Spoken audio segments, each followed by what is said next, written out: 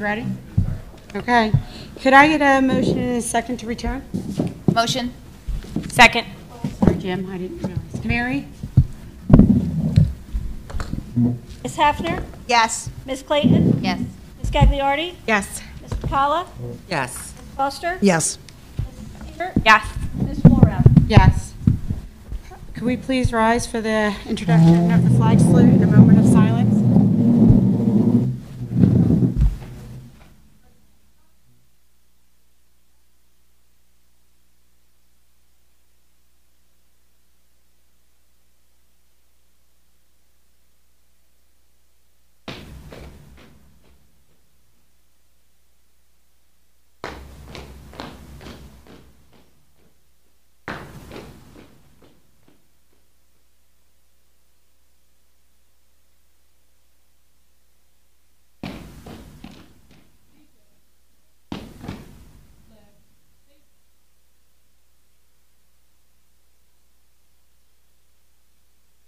Pledge allegiance to the flag of the United States of America and to the republic for which it stands, one nation, under God, indivisible, with liberty and justice for all.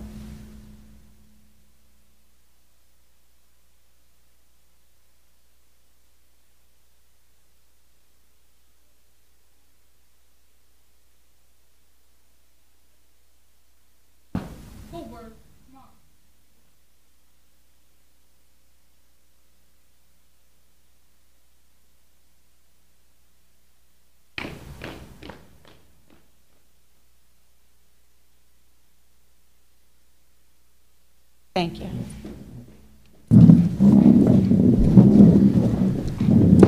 Mr. Dalton. Good evening, everyone.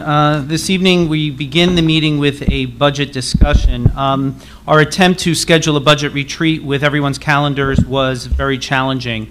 I'd like to thank the board for coming together tonight and all of our administration who was part of the budget build as we prepared for a very challenging budget this year.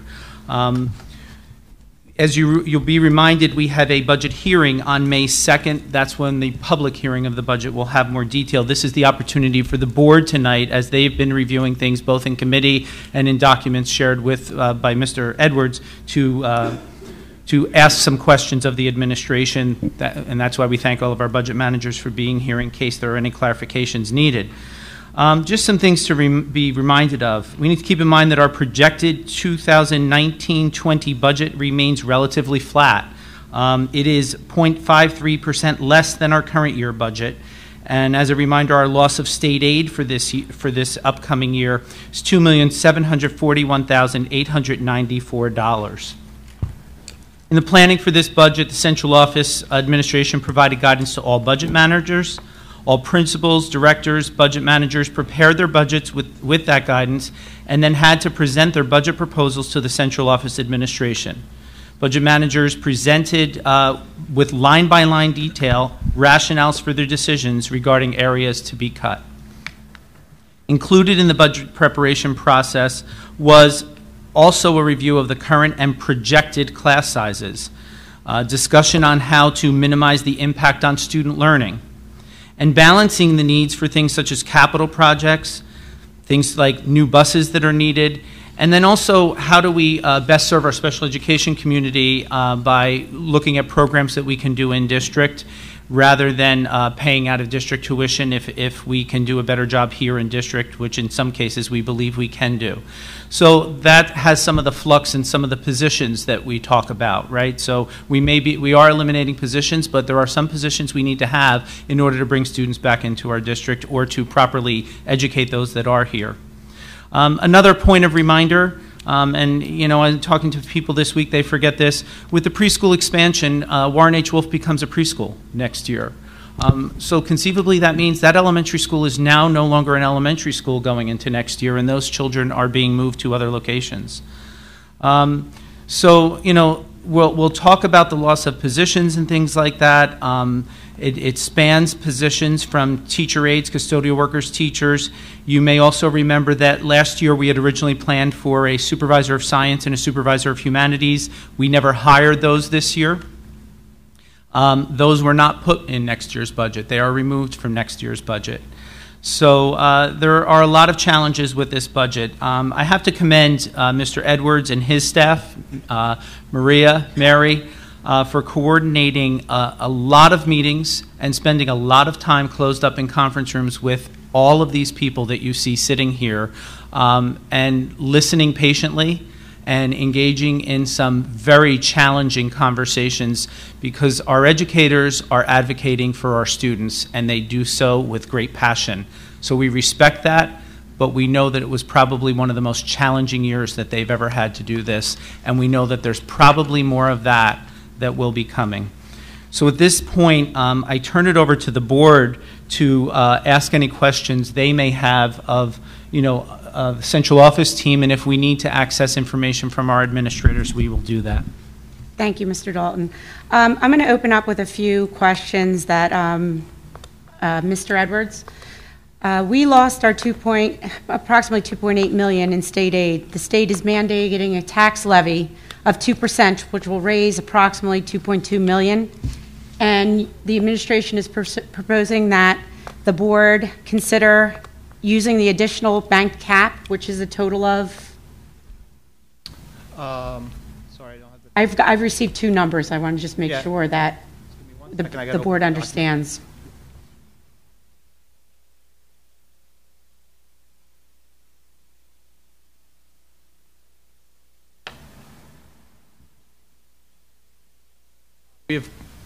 We have bank cap of $756,499, and we have a health care adjustment available to us of $919,730.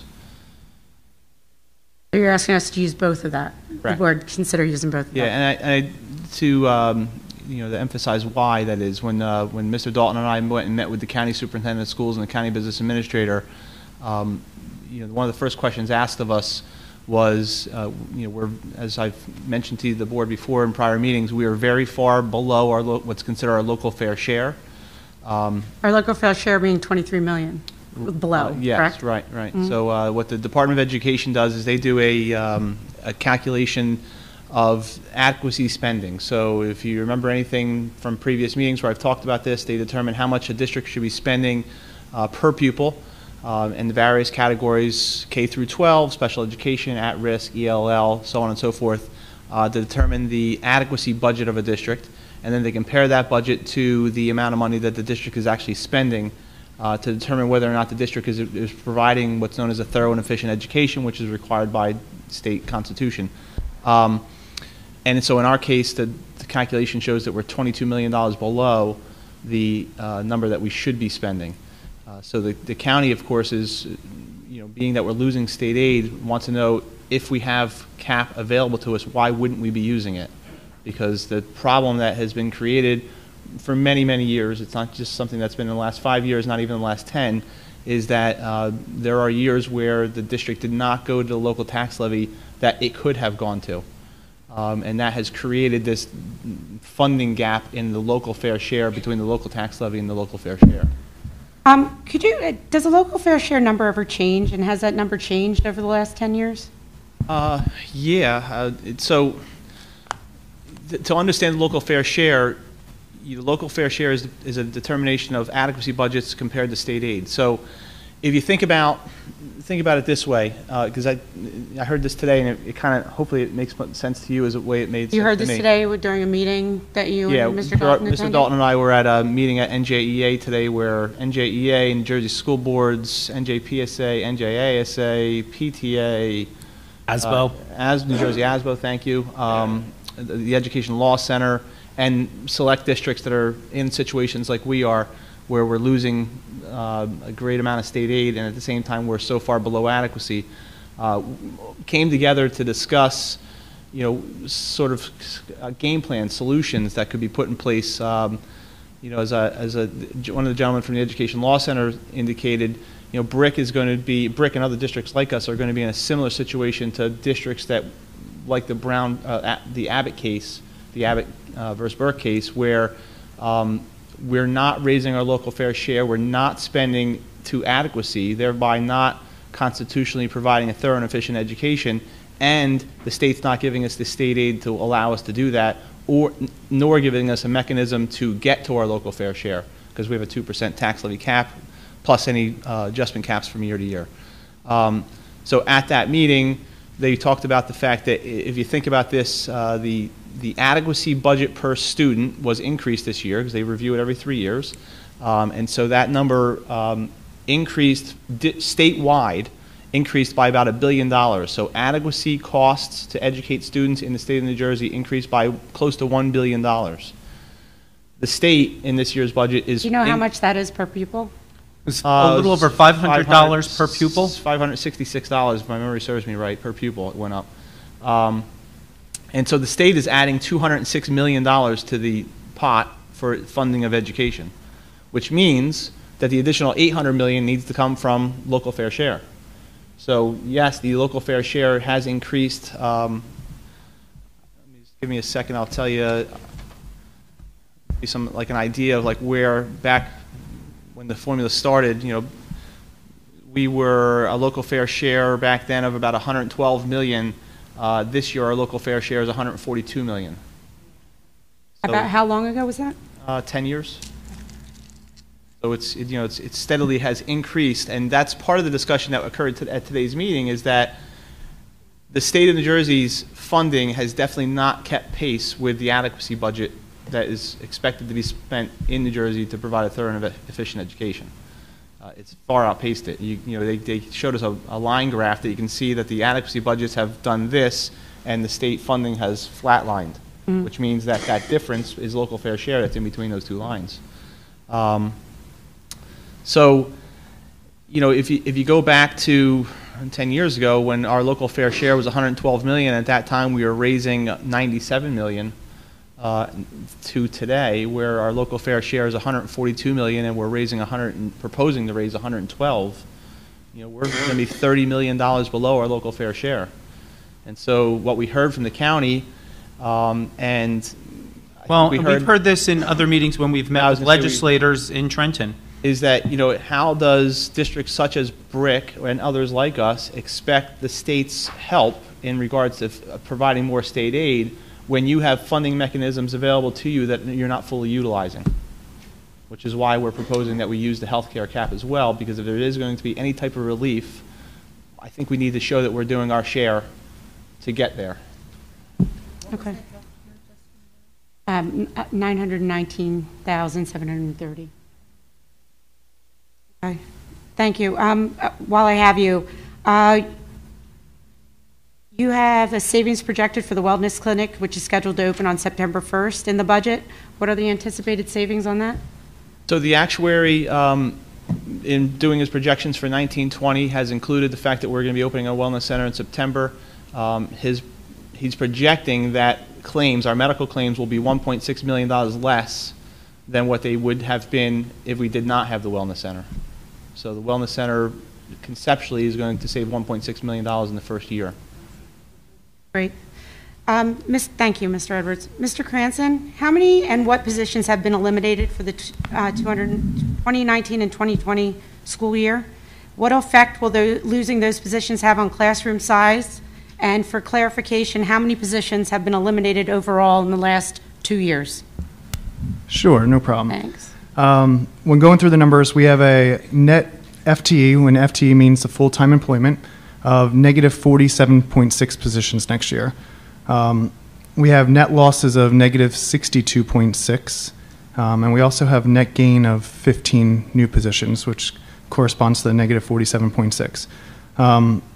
One will definitely have to be an external hire. We are hoping to have a BCBA, which we're not anticipating hiring within. Therefore, we'll have... Is that a new position, or is that a replacement of... That is one of the new positions, yes. So that makes a net effect of negative 48.6 positions. What those positions look like to date is 31 general ed positions, 15 special ed positions, 5 custodial positions, and 5 teacher aide positions. Some of the gains that we're going to have are the 6 preschool classes, 3 multi-sensory reading employees, 2 academic coaches. We have a need for 2 new ELL teachers, 1 financial literacy teacher, and the 1 BCBA, which I mentioned. Out of those 15, 14 will be hired internally, and most likely the BCBA will be hired externally. Going back to last year, for the 18-19 budget, we had a net effect of -47, which is very similar to this year. We actually lost 49 positions and gained 2. Last year, though, we had 23 teacher aides positions. We had the layoff plan, if we discussed, it was 23 teacher aide positions. 5 of those were retirements. 18 teacher aides, unfortunately, lost their job last year. We had 2 custodial workers positions, which were our retirements. We had 2 clerical positions last year, which were retirements. 17 general ed, 3 special ed, and the 2 administrator positions that Mr. Dalton already mentioned. Out of those, last year we were fortunate enough that we did it through attrition. We had enough retirements and resignations to handle that. Is it too early to tell just how many of these positions that you're looking at are going to be through attrition? A little too early. If we go back to this year's numbers, when I had that -47.6, and again the BCBA will be counted out, so -48.6. That'll be helped by retirements and some resignations that might have already happened that we're not necessarily filling. Some retirements will help us, and some retirements, for instance, like a nurse retirement, might not help us because we have to replace that nurse. So. Great. Ms. McNamara? Yeah, so I'll go in. Yeah, she's in again. Okay, so do you want to go into the class size a little bit, or do you want me to answer that? Sure. Okay. Obviously, as we lose staff, the class sizes are going to go up. We have class sizes as high as 29 in some kindergartens. The highest number in our first grade is 27. The highest number in our second grade is 28. The highest number in our third grade is at 28. The highest number in our fourth grade is at 30. And the highest number in our fifth grade is at 27. Now, we have some of those grade levels where those numbers are not as high in certain schools, depending upon population, but that's the highest number we have for those grade levels. And as we continue to lose staff due to the cuts in our state funding, those numbers will just continue to increase. When we look at the middle schools, the impact is mostly in their in their 6th and 7th grade numbers. Highest students in a 6th grade classroom is about 27, and in a 7th grade classroom, 28. 8th grade is hovering around 25, but we know that we also have a lot of ins and outs over the school year, so that number will fluctuate as the school year goes on. And as you take registrations, people moving in and out. That's correct. Got it. And then for our high schools, we're projecting right around 19 students per classroom, which is higher than the average. Most high schools average at about 16. Thank you. Did that answer your question? That's fine. Based on that, or yes. Okay, good. If you So may have it. is it going to be a big increase for some classroom teachers?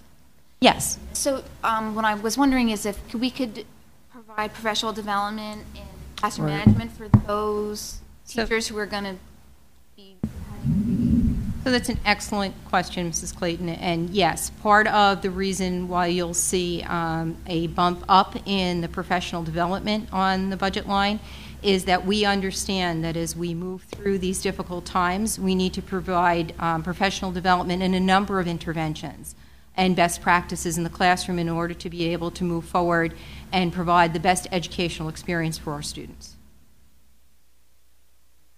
Sure. When we lose these 2 supervisor positions, I understand they weren't filled this prior year, but now we're completely eliminating them. What happens to our administrators that are sitting out here right now and their staff that is working for them? Does it just fall on all of them that they have so much more really responsibility good question. at this So point? it's a really good question, and again, I like to use the word balance because the administrators now have the heavier load of observation, evaluation for all of those folks, and we know that the importance of feedback to teachers in their work, the time it takes to observe, give the feedback, sit with that teacher and have that one-to-one dialogue and conversation is very time-consuming.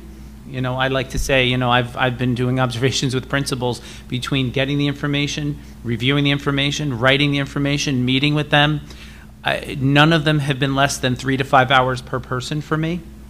And for our administrators, they have to do that multiple times with teachers. I think the other thing that is going to be lacking that they're going to have to pick up on is, and this is where we're using coaches a little bit, is how do they help teachers who need instructional strategies in the classrooms?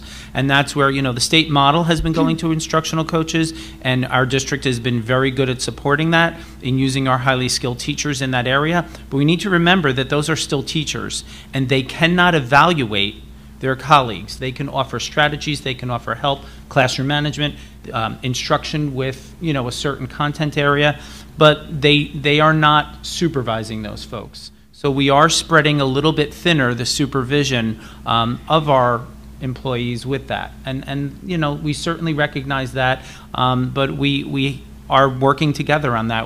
I would say that from the summer when I met these folks, we have a highly collaborative team and we stick together. Oh, I 100% agree that you have the best out there. I'm just afraid we're going to overload them so much. At some point, I don't want any of them to crack, and I don't want to lose any of them. Yeah. We agree. I'm very worried. We'll continue to provide professional development for our administrative staff, but you're right on target, Mrs. Hafner. We've put a lot of responsibility now for educational leadership and instructional practice on our assistant principals, on our principals, as well as our supervisors, but they're a great team. You know, with that, why don't we go, Ms. Hanson, you got your budget and you anticipate a savings of approximately $500,000 by bringing students that were placed out of district back into district next year. Would you please briefly explain to the board how you are restructuring the department and how you plan on making that goal a reality?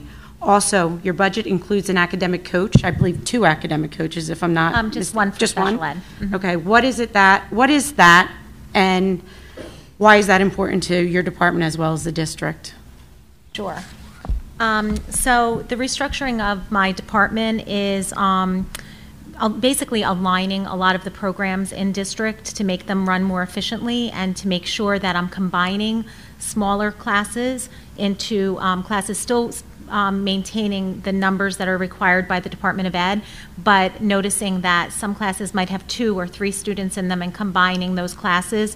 Also, building programs strategically up from pre-K all the way up through high school by keeping track of our numbers, getting accurate projections from our team members, and building a full continuum of programming in several of our buildings. Meaning that our children, when they start with a group of kids and go through elementary school, they move on to them with middle school and high school. Right. So in some of our programs right now, children are moving from one side of town to the other side of town, kind of following the program, rather than building programs in elementary schools that service children kindergarten through 5th grade, and then making sure that they then go to that sending middle school and then to that sending high school. So instead of bouncing back and forth across town, we're building programs, and we very intentionally looked at it with my supervisors. They've been wonderful.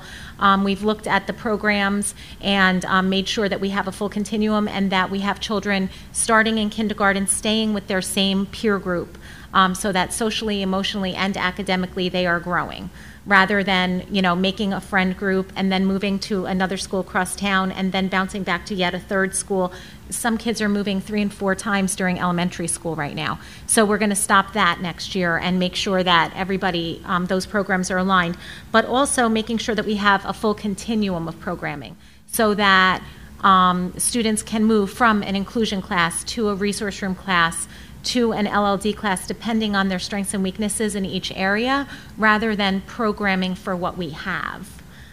We want to make sure that we have a full continuum in our buildings, so we've identified that. Also strengthening our specialty programs, like our BD programs, our autism program, our MD programs.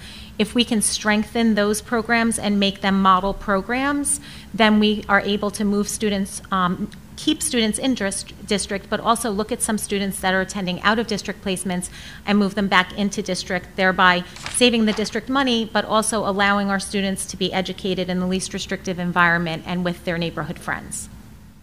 Great.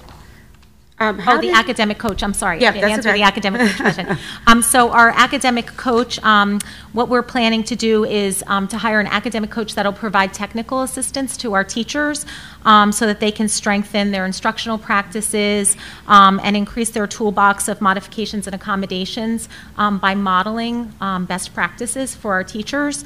And instead of teachers going out to like a one-and-done PD session, they can have PD in their classrooms with their students on a daily, ongoing basis, instead of going out for PD, coming back, and then not having follow-up to that. So the academic coach will be able to give instructional strategies to the teacher. They'll be able to try them. They'll be able to get feedback from the teacher, how that worked, how that didn't work, and then create like an ongoing professional development right in the building. So your BCBA position, so basically you eliminated some positions within your department that opened up your ability to bring into your department what you need in order to support the educators in being able to provide the services that the students need. So your BCBA positions, I believe there's one you're replacing that someone... Yes, right now we are advertising for, we actually need two because we had one resignation. So we're replacing one person who resigned this school year. But then for next school year, we'll have a third BCBA. Right. Those BCBAs are so valuable to our students, to our teachers, to our administrators. Not just in the special ed department, correct? They'd be able to go into the inclusive classrooms as well as our regular ed classrooms. The idea is that if we have more, we can also use them to provide interventions in general ed as well, thereby preventing students to maybe ever become classified in the first place. Great. And how did any of the numbers go up with special education? Special education. So I did take a look at our numbers and our data, and what I'm finding is that our numbers of special ed have been relatively flat. So over the last 4 years, we've gone from about 1,800 students. We have like 1,831 to 1,763 to 1,831. But the issue is that our enrollment is going down. So because our special ed is going, it's a little up, but not a lot, and our enrollment is going down, it causes an increase in our percentage, and it causes we have like a higher percentage of needier students. Compared to the overall number of students. So our enrollment has gone down, but our special ed numbers have gone a little up, maybe 60 students over the last 4 years, but our enrollment numbers have gone down by about 400 students, so that causes an increase in our percentages. Do you know off the top of your head what the average class size is about? In elementary, in as far special as ed, kids in special ed? well, so our numbers are very, they're determined by the state, by the state. Right. So our numbers, right now, like when I was looking at our numbers, we're not maybe doing the best job that we can at providing our students with a less restrictive environment, and that's where I'm hoping that the academic coach will come in, because a large number of our students are in self-contained programs, and so we want to increase inclusion practices, and we want to include less restrictive environment, and we're hoping that by providing all of these services, we'll be able to do that. We'll be able Which to will maintain, keep kids in district also. Right, and we'll be able to maintain students in inclusion classes for longer if we can provide the teachers with strategies to keep them there. If we can provide the teachers with behavioral support to manage behaviors in the inclusion class, rather than having students go into self-contained programs because our teachers have difficulty and they don't have the support that they need to manage the students. Great, thank you. Jessica, did you have a question? Yeah, the academic coach, will that person like bounce from school to school, or? Right now, yes, that's the plan. The plan is, it's really right now for elementary. Our academic coach will be focused on the elementary, and hopefully if it's successful, we can look to provide another one for middle and high next year. But right now, we're looking basically at providing the academic coach in the elementary. Great, thank you. Anyone else before we move on? I'm sorry, can I ask one more thing? Every child obviously has their own needs, wants, desires. Everybody learns at their own pace and everything. So when we lose all these positions, Are we losing more than academics or making bigger class sizes? Are we losing, there's special programs, whether you're in an accelerated class or you need some special help, or the encores or specials, whatever the schools call them. I know in middle school it's encores, in elementary school it's specials like art and all of those things that are just as, I'm sorry, I'm not a teacher, but just as important to some children as the academics. It's educating the whole child. Right, is you what do you're need doing. to have a balance. Are we losing any of those positions? So at this time, we're continuing with our courses like art and music, and we feel as a team that that's a very important component as well. We know that when children participate in the arts, when they participate in the fine and performing arts, that it leads to academic success. So we do have one reduction, and that is again, Mr. Dalton had expressed that we're taking Warren H. Wolf and making it a preschool. So the K-3 program there will move into the other elementaries.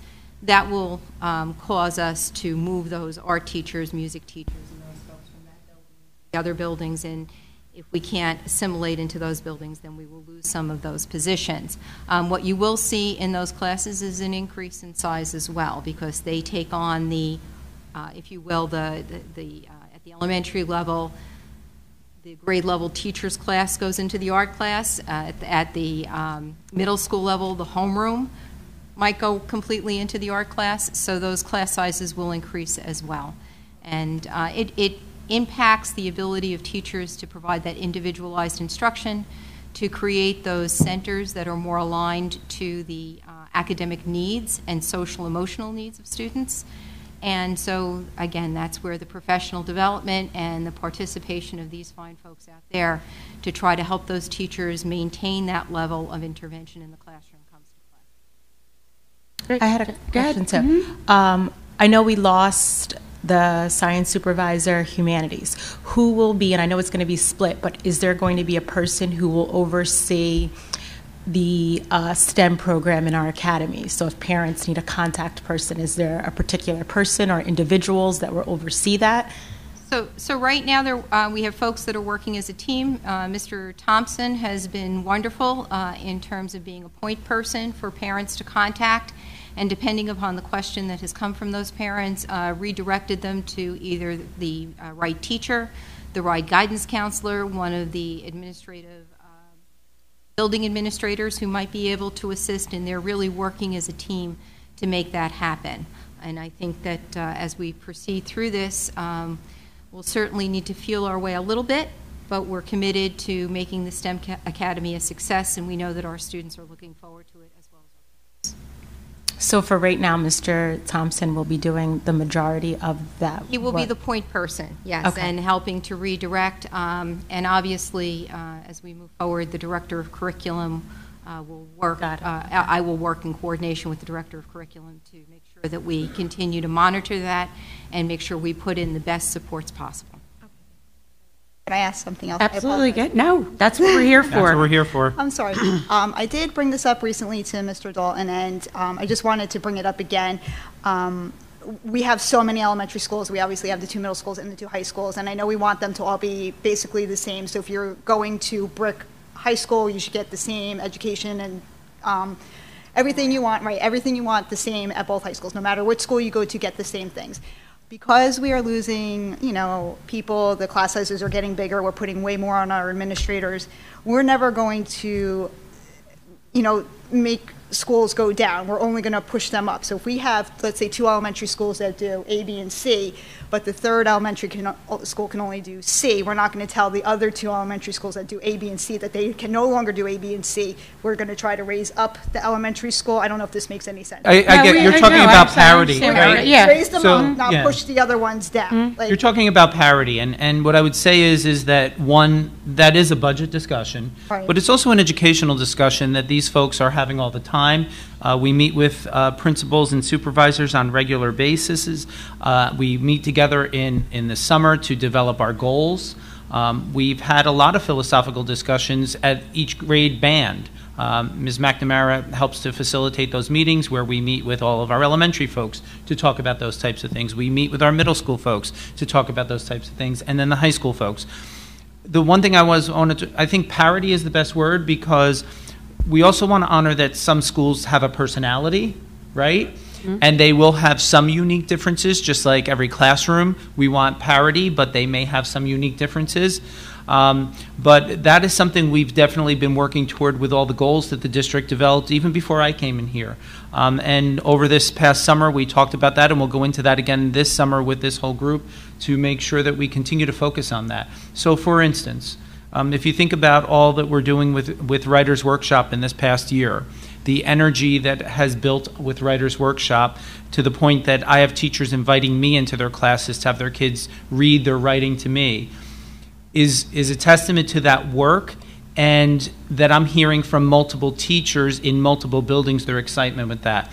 Our work with math instruction in professional development last week, when we spent 2 days, we had 2 days with all of our elementary folks, or many of our elementary folks in this room, to have Graham Fletcher present to them, one of the foremost authorities in math these days, to have teachers walk out of here with a level of excitement on a Friday about what they're going to now do to transform their math instruction is going to build exactly what you're asking for. So the vision that Ms. McNamara, the supervisors, and all of our other administrators have put in with professional development, we're starting to see really strong gains in that area. And that's where, when we prepared the budget and we looked at the need for maintaining professional development, that was a priority. We need to support our teachers in the work that they do and always be advancing and do it in ways that they're excited about it. And what I will say is, from what I'm hearing from our teachers, they are excited about it. So the consistency that had, this room was full. You couldn't even move in this room. And they were tweeting out all day, excited about their math, and they didn't want to even leave here on Friday. They stayed talking. That's great. But just not just with academics, though, too. It's We're everything. going for like It's everything everything. that goes on in the school, obviously, because there's just so much more than academics on a daily basis. So if one school is doing something very well, are we going to try to make that maybe a model for some of the other schools that we can maybe, try to implement it in other schools, kind of a thing? Sure. I think a good example of that is our aquaponics initiative, right? So we have Brick Memorial High School at the secondary level is going to be the flagship school that will begin that process for the secondary, along with Lake Riviera Middle School. And then we have a number of, Herbertsville Elementary is going to be the hub for the model for the elementaries, and then we'll be pushing it out through all of the elementaries. And so we really try to keep that parity and begin flagships that then are able to populate the rest of the different schools within that level. Mr. Dalton, you asked all administrators to reduce their budgets. What are the major items that drove this? What cuts were made due to student decline? And we'll start with that, and then I'll do more. Sure.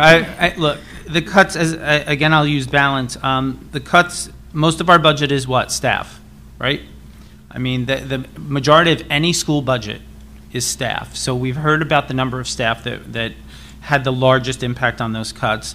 But, our budget managers went line by line. And so this discussion of how do we maintain these programs and continue to build them, but where can we find efficiencies? So, are we using textbooks the same way we use textbooks in a technological age? Are we using primary sources instead of using textbooks, so that maybe we don't need to do whole textbook adoption, a series of textbook adoption? As we lean into reading and writing workshop, we're going to need to support classroom libraries instead of those types of instructional materials. So each one of our budget managers came in and did an analysis. Simple things as simple as copying. Are we copying as much now that kids are working on computers? Those little costs, but across all buildings and all departments, added up to something. But let's be real that staffing is the biggest part of our budget. Every department here, whether it was transportation, buildings and grounds, everyone looked for efficiencies in their budgets. And that is going to be the concern moving forward, is because we found a lot of efficiencies. Next year is going to be a bigger challenge. Well, that goes right into my next question. Do you believe that these cuts go far enough, considering we're facing a $4.3 million cut in budget for 2021 school year? The district will be facing making cuts like this again at a rate of 50% higher than what you're currently discussing with the board today. I'm concerned as to whether or not these cuts prepare us for next year's cuts and what effects next year's cuts will have on student learning. I think, Mr. Edwards, you can certainly chime in with me here. You and I have had this discussion on our drives back and forth to Trenton multiple times now. I think that we looked at this using that idea of we still need to maintain educational excellence as we're advocating, as we are in lawsuits with the state, and we need to continue to focus and not just be so severe. You know, we have the pressure of our community and our educators themselves on wanting to improve the performance of our students every day. And so we hear that we want to improve the performance, but if we were to be so severe in these cuts, then those performance reports are going to be very different and will have an impact on students as whole children, not just their academics, but as whole children. So, you know, I think we've done this in a very balanced and responsible way, and it was extremely challenging for all the budget managers and everyone in the business office. I think that there are too many uncertainties. Yes, we know that is the predicted cut, and Mr. Edwards, I say, is the expert on this, and I have to commend him because when everyone got their cuts, a lot of people used other calculations. Mr. Edwards read S2 and had it calculated within $30,000 of the cut, so we were okay, as other districts were scrambling. I think we have done what we believe to be responsible to the budget, but also responsible to the education of our students. And if I could just add to that, you know, reinforce that per the DOE, we're below adequacy. So we're not spending at the level that the DOE wants us to spend at. So further cuts would just push us further away. It would increase our below adequacy amount. So, you know, I don't think that's something we should be looking to do. Is that I said to Mr. Dalton today that by making larger cuts this year in anticipation of what's going to happen next year and the year after, does the opposite of what the Department of Education is telling us what we should be doing in regards to trying to get to adequacy, trying to provide a thorough and efficient education as per the Constitution requirement under School Funding Reform Act. Okay, great. Thank you. So, Mr. Dalton, we've been talking about student achievement. I understand that PARC does not paint the complete picture of student achievement, but it's a tool that we currently have to measure it. Over the years, our enrollment has dropped and that our student-teacher ratio has dropped as well. Now with the cuts in funding, our student-teacher ratio will rise. How can we create a path to ensure that student proficiency increases? I think it's everything that we've been talking about with how do we make the changes in special education to make sure that we are raising the bar for all students that are struggling in special education. You referenced 2 academic coaches. Our ELL population has grown, is more than doubled in 3 years. We asked for an academic coach for our ELL population.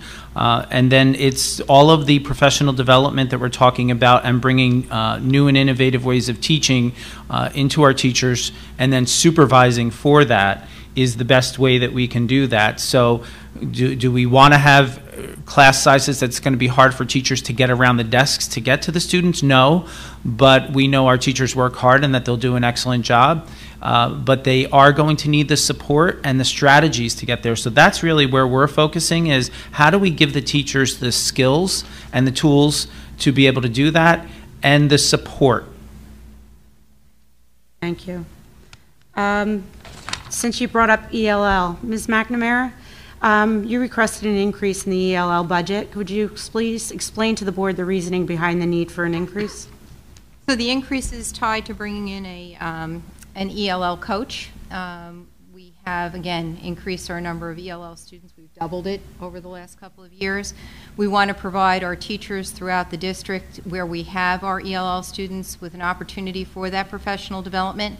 We also need to be able to test those students as they come into our district, so we appropriately place them and provide them with the appropriate interventions. At some point, those students then test out of ELL, but they need to continue to be monitored. When they go into a regular education classroom, we want to give our regular education teachers the interventions and the skills to be able to monitor those students appropriately so that they continue to move towards proficiency in the language. Thank you. Ms. McNamara, since I have you anyway, I noticed the instructional supplies and textbooks, and I know you touched on this, but I just want to make sure the board's clear. supplies and textbook budget for regular programs was reduced by $286,000. How was this cut able to be made without hindering student learning? So the district is on a revision cycle, and it always has been. Several years ago at the elementary division, we put in 2 major revisions at the same time. We put in ELA and math for the elementary. When we took a look at all of the data, along with the administrators and the supervisors, and we took a look at the impact that trying to put 2 of those programs in at the same time at the elementary had the last time around, we determined that it would be best not to do that again. And so we've moved forward with just ELA, with Readers and Writers Workshop and Foundations. And where math is concerned, we spoke about it earlier. We've been looking at resources and professional development and providing support that way through academic coaches and through supervisors. And so therein lies the reduction. And moving forward, we'll continue to do that. There's many things we can do with online resources for social studies. We took that approach in science, where we do a hands-on component with bringing the next generation science standards in at the elementary level. Mrs. Beatty and her team did a fabulous job in bringing that revision through without a major textbook adoption. Instead of, we are using hands-on resources, and our academic coaches working with our teaching staff have done a fabulous job of putting in exemplar lesson plans and items of that sort that teachers have ability to access real time in the classroom. Thank you. Principals were asked to make budget cuts. I noticed that some of the extracurricular programs at the high school were cut. Were these cuts part of the overall school's reductions, and what clubs were cut and how were they chosen, and what other cuts were made in the high schools? So at the high school level, when we talk about clubs, we knew, given the severity of the budget cuts, that we were going to have to begin to look at things like extracurricular. And the 2 principals, Dr. Ferrara and Mr. Kleisler, and their teams did a wonderful job at looking at participation rates. And while we never want to cut any extracurricular activity because they're so important to our students, again, it ties to academic success, we know that we may have to, if participation is low in some of those, begin to reduce the amount of extracurriculars that we offer. So Dr. Ferrara and Mr. Kleisler took a look at that. They cut those that had the least amount of participation and ones in which they felt as though they could provide other opportunities to students that would have of interest to them. Can we get an example of what those were? Mr. Kleisler, can you remind me what was one of the ones that you cut? Our chess team, right. And so there are other types of teams that those students may want to participate in, am I correct? Are there any sports that were cut? Not to my knowledge. No. Mr. Gleiser? No. Why the sports weren't cut, but clubs were? Was it just based on participation It was based only? on participation. Those clubs, those particular clubs had very, very low participation. Can I ask, like, how many kids were in the chess club about, or, you know, like, what's low numbers? I think that anything below 10. Am I right, Mr. Kleisler? But you are going to offer them something else? There are like many other clubs that might be the child's only there are many passion thing. I don't know. There are many other clubs that are available at the high school level, and I can tell you that there's probably a number of clubs in which they will find other students who like to play chess, and I'm sure they will form their own groups in doing so. And I know, if I know anything about the 2 high school administrations, they will go out of their way to provide those opportunities. Okay, and if you got rid of chess at one school, did you get rid of it at both? I don't know that there was not a chess team. Am I correct, Dr. Ferrara, at the Okay. Were there any cuts on any clubs or in the middle school or elementary school level? No. And do we know why that was, or? There's less. Remember that there's less offerings Right, at the okay. at elementary. Really doesn't have any, and middle school has less offerings than what a comprehensive high school has. Okay. Mr. Edwards, transportation is budgeted for 5 new 54-passenger buses this year. It's my understanding that they will be forced to come out of service due to age. It's also come to my attention that next year, 14 more buses will be forced out of service due to age. Again, with the additional $4.3 million in cuts we are facing next year, how are we preparing for this? Oh, so you're talking about for the 2021 budget. I think Now, it's it's going my to understanding that they are forced to come off. There's no, Right, they aged out, correct? They'll be aged out at that point. And we have known that this was coming. You've heard last year Mr. Wilson talk about that. Yeah, there he is. Yeah, Mr. Wilson gave a nice presentation last year in regards to, we had this bubble of buses that were purchased 20 years ago that are aging out. To answer your question, I'm going to give you what I think will happen, but of course don't hold me to it until we get to this point next year. We're probably going to have to look at lease purchasing. I know Mr. Wilson and his team have really been looking at efficiencies within the routes, especially for 2021. We're going to really try to, hopefully do some things differently with the routes, because as you've heard in the other areas, as the enrollment has declined, ridership on the buses has declined, and so we may need to look at eliminating some routes, making some routes longer, and potentially not needing as many buses as we currently have. But that's something that we're not at a point yet where we can tell you that. That's requires an extensive amount of work on his. I'm Mr. Wilson thinking and his between team. the next 2 years, we need almost 20 buses. To replace 20 buses, that's going to be, Well, we're planning on buying 5 this year, so Right. we'll have 14 the following year. Right. The third year out, we don't have any other aging out that year, and the bubble at that point will have been eliminated. So we may need to lease purchase for a couple of years, which is not ideal. We don't like to add the extra interest cost on top of purchasing the buses, but we may have to have creative financing solutions. Go ahead. Question Yeah, no, about no, buses. go ahead. So in that email exchange where we were talking about potentially getting an electric bus with a grant, Mr. Wilson mentioned gas-powered buses maybe potentially being a little cheaper. Is that something that we're looking into? Well, cheaper than the electric bus. Oh, yeah, but I mean, yeah. I think Yeah. I may have misread it, but I thought he meant cheaper than the diesel bus. Mr. Wilson's It here, is so true. that is, you want to speak to that? Sure.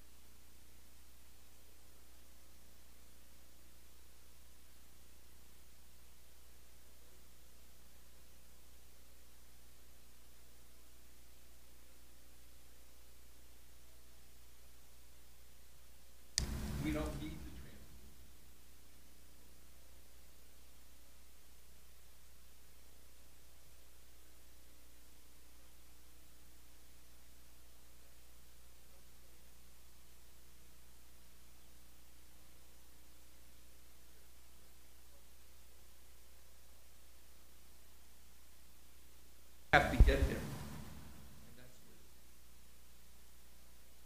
No, that's good. That's good, thank you. So would it be to our favor to look at gas buses? Oh, we are. Oh, okay. Yeah, I'm sorry. I thought that was clear in Mr. Wilson's email. That's Okay. absolutely something we're looking at. Now, before we get there, and I can't divulge the source because we don't want to create competitive bidding amongst other districts, but there is a school district who contacted us that has 2017s, right? 2017 school buses, declining enrollment. They're looking to get rid of them. Mr. Wilson and Mr. Holmes went up there. We put a bid in on it.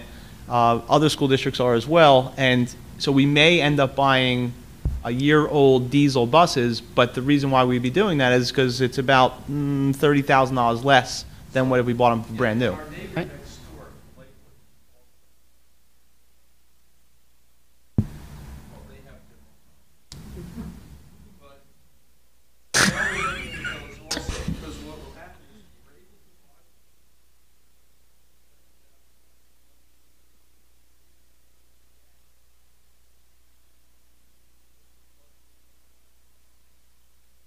That would be tremendously helpful to us as we're moving forward.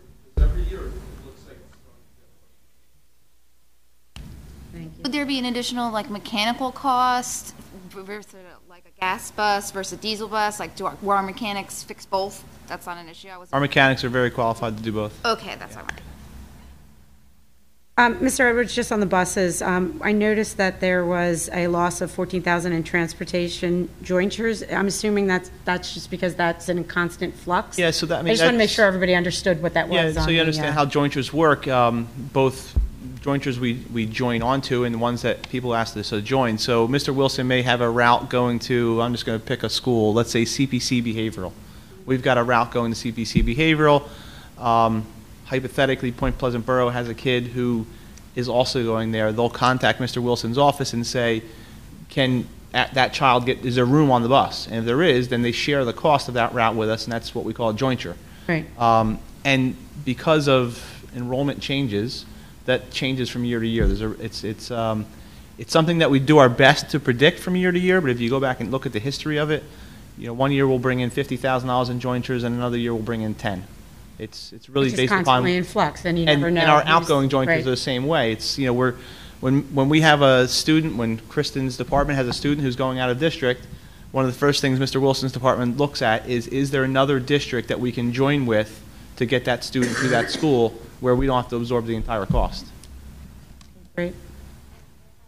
With the increase of bringing students back from out of district, we save money in transportation as well. So like there is one route that we are eliminating next year because we have 2 students who are at that school who are no longer going to be going there. So that whole Great. route has been eliminated. Yeah, and that's included in the 1920 budget projection. Great. Thank you. Also, in reviewing the current year revenue projections, I see that we picked up $435,000 due to better than anticipated interest rates. Nice job, Jim.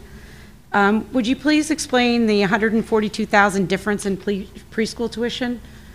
It's a grant. It so has I to was do with just the a little- preschool grant. So in the past, when we were running the preschool inclusion program, we were charging parents $2,000, if my memory is correct, $2,000 a child? Yes. $2,000 a year for preschool inclusion. Now with the preschool grant, we're no longer able to charge parents for the preschool inclusion program because it's being paid for. So that by was the just a grant. line item that was there at the beginning of the year. Yeah, so so you kept that it. revenue So we goes didn't away. lose money. It's still being No, paid actually, for by. we're gaining Well, money. we're getting- because Okay. we gained because we're we gained the getting grant. It was just, Right, it we're looked getting- different on it, so I wanted to just clarify that. Right, so we were charging parents $2,000 for tuition, general education students, but we're getting over $13,000 from the state for each student. So we're coming out on the good Right. end there. Right. There was also a $22,000 difference in anticipated revenue under miscellaneous. What falls under miscellaneous? Everything that we don't have a category for. Well, that clears it up. It's miscellaneous stuff. No. So miscellaneous would be book fines. I'm trying to think off the top of my head what would be in miscellaneous. Maria's sitting here. What else would we have in miscellaneous? I know a big one. Here's a big one that I know, because I thought your question was going to be more in regards to what was the variance between what we budgeted and what we expect. And so, because there's like a 22,000, and Kristen's cringing over there, I can see her. So we budgeted 100,000 in there because we had assumed that there was these two children that were homeless, going to school here, that original domicile was Edison. And we assumed that Edison was going to have to pay us tuition for the entire year because they're deemed homeless. And Kristen, see her cringing over there. The problem is that they were deemed no longer homeless in December of 2018, which means we can't collect tuition. Before I got here. Well, after You were here. here. The decision, the budget was before she got here. Right, so we'll got go with it, that. yeah. So we can't collect tuition from Edison for the whole year, so there's a $21,000 and change difference. So that's in that. In the amount that, so we're only going to be bringing in 78,000 versus 100,000. And that I would thought that fall was going to be under- your question. Yeah, Yes. but that, no, well, that kind of answers it anyway, so. So that's the kind of stuff that goes into miscellaneous, is, things that we don't really honestly, stuff we don't have a category for elsewhere. Okay. And the SREC shows a $34,000 shortfall, why? So a combination of things. One, the solar panels at Brick Memorial are getting older, and so as they get older, they have a degradation, which means that they don't produce the same number of kilowatts that they used to. SRECs, you earn one SREC for every 1,000 kilowatts that the panels produce. So we're not earning as many SRECs. That's the second piece of it is that the number that we're able to sell the SRECs for is down. Okay. You remember just recently, one of the board members, we took advantage of selling SRECs, future SRECs, because we're anticipating that market's going to go down. Right, yeah, I do even remember further. that. Okay. And then just I guess my final question is that I just noticed on the expense sheet that the Social Security shows an over budget of 103,000. Why is that? So, not to dive into too much detail with that, but we think soon we're going to have ratification of the BTEA contract, and teacher aides are part of the BTEA contract, and the board has to pay the 7.65% of Social Security for that, whatever salary increase that might be. And so we're anticipating that will happen before June 30th, and therefore. So that's why you put the number in. I got you. Okay. I'm good. Any other questions from the board? No? Good. I'd just like to thank all the board members for their question, attention to detail during our committee meetings. I know that this is an arduous process. I know that we've had a lot of discussions, whether it was in the Finance Committee, whether it was in curriculum and instruction, special education, facilities. You've all been dedicated in those meetings, and we do appreciate your follow-up questions, your feedback on minutes and things like that. It is truly a team effort. And again, I commend our supervisors, principals, directors, assistant principals for all of their hard work in preparing the budget this year. And I know how hard they advocate for our students, and it's truly appreciated. Thank you. Mr. Dalton, presentation? Sure. If we could please have, I guess, do we have Molly Tully here this evening to speak on behalf of Brick Township High School?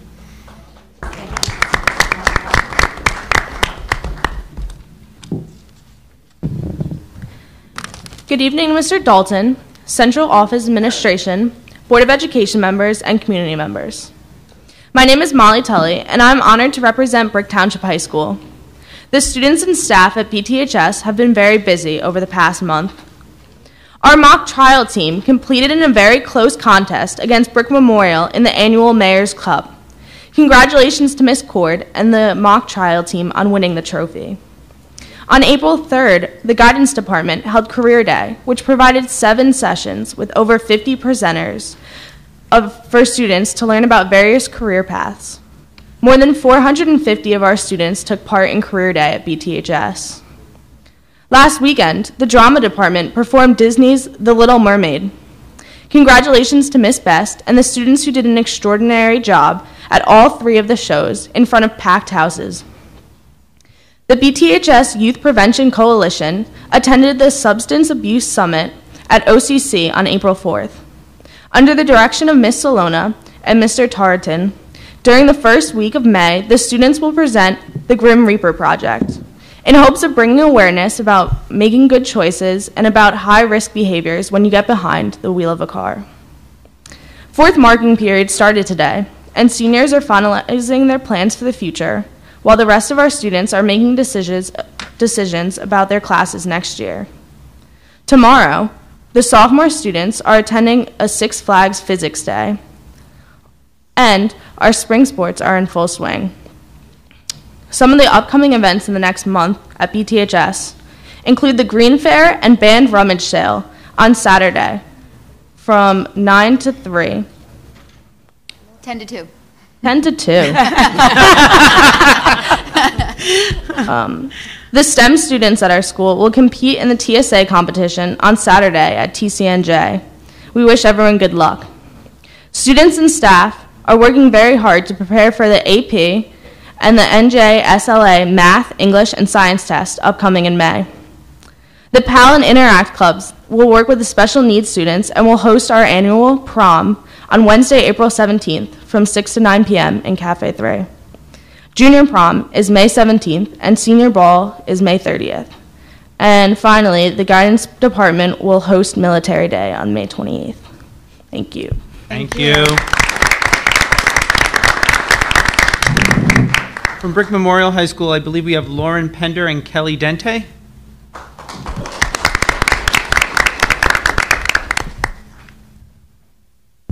Good evening, everyone. I'm Kelly Dente, and I'm the Secretary of Student Government at Brick Memorial High School.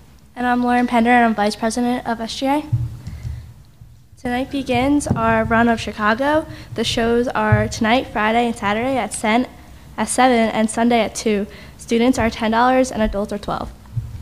We want to congratulate Mrs. Harzer, who won a grant to study history and public school art. This summer, she will be traveling around Europe to share her knowledge with the rest of the world.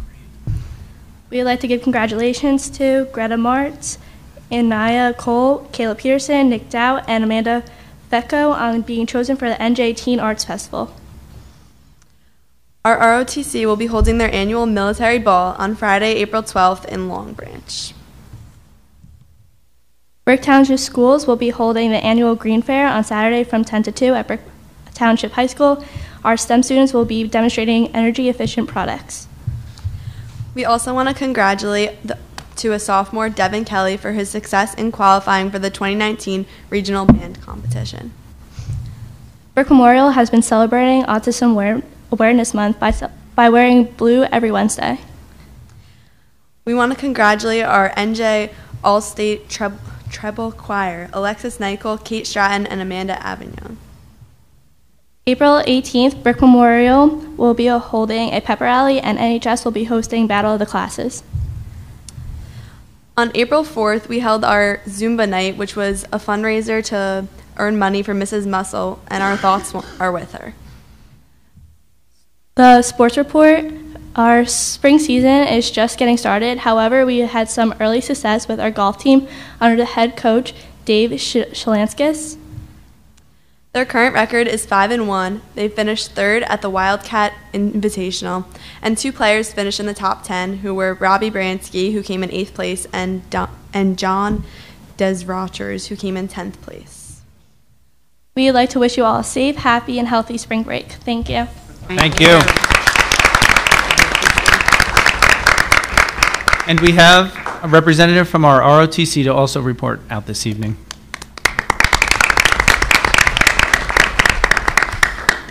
Good evening. My name is Cadet Weaver. I am here to represent the Brick JROTC program. We have done many things over the last month. Cadet Mia Frederick from Brick Memorial High School and Cadet Brian Levine from Brick Township High School recently had the opportunity to participate in the Spirit of America Youth Leadership Conference on a $475 scholarship. The Spirit of America Youth Leadership Conference was a 4-day residential program at Valley Forge Academy for high school students interested in cultivating a better understanding of the rights and responsibilities of citizenship through thought-provoking, engaging activities. Second of all, Cadet Jason Harrington from Burke Township High School also attended a leadership luncheon at Valley Forge and was nominated for the JROTC Leadership Award, which is a $100 award.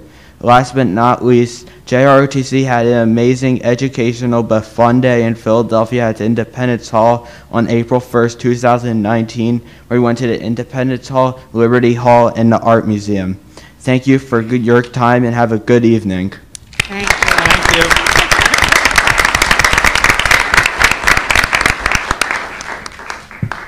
Can I get a motion and a second for approval of minutes? Motion. Second. Any board discussion?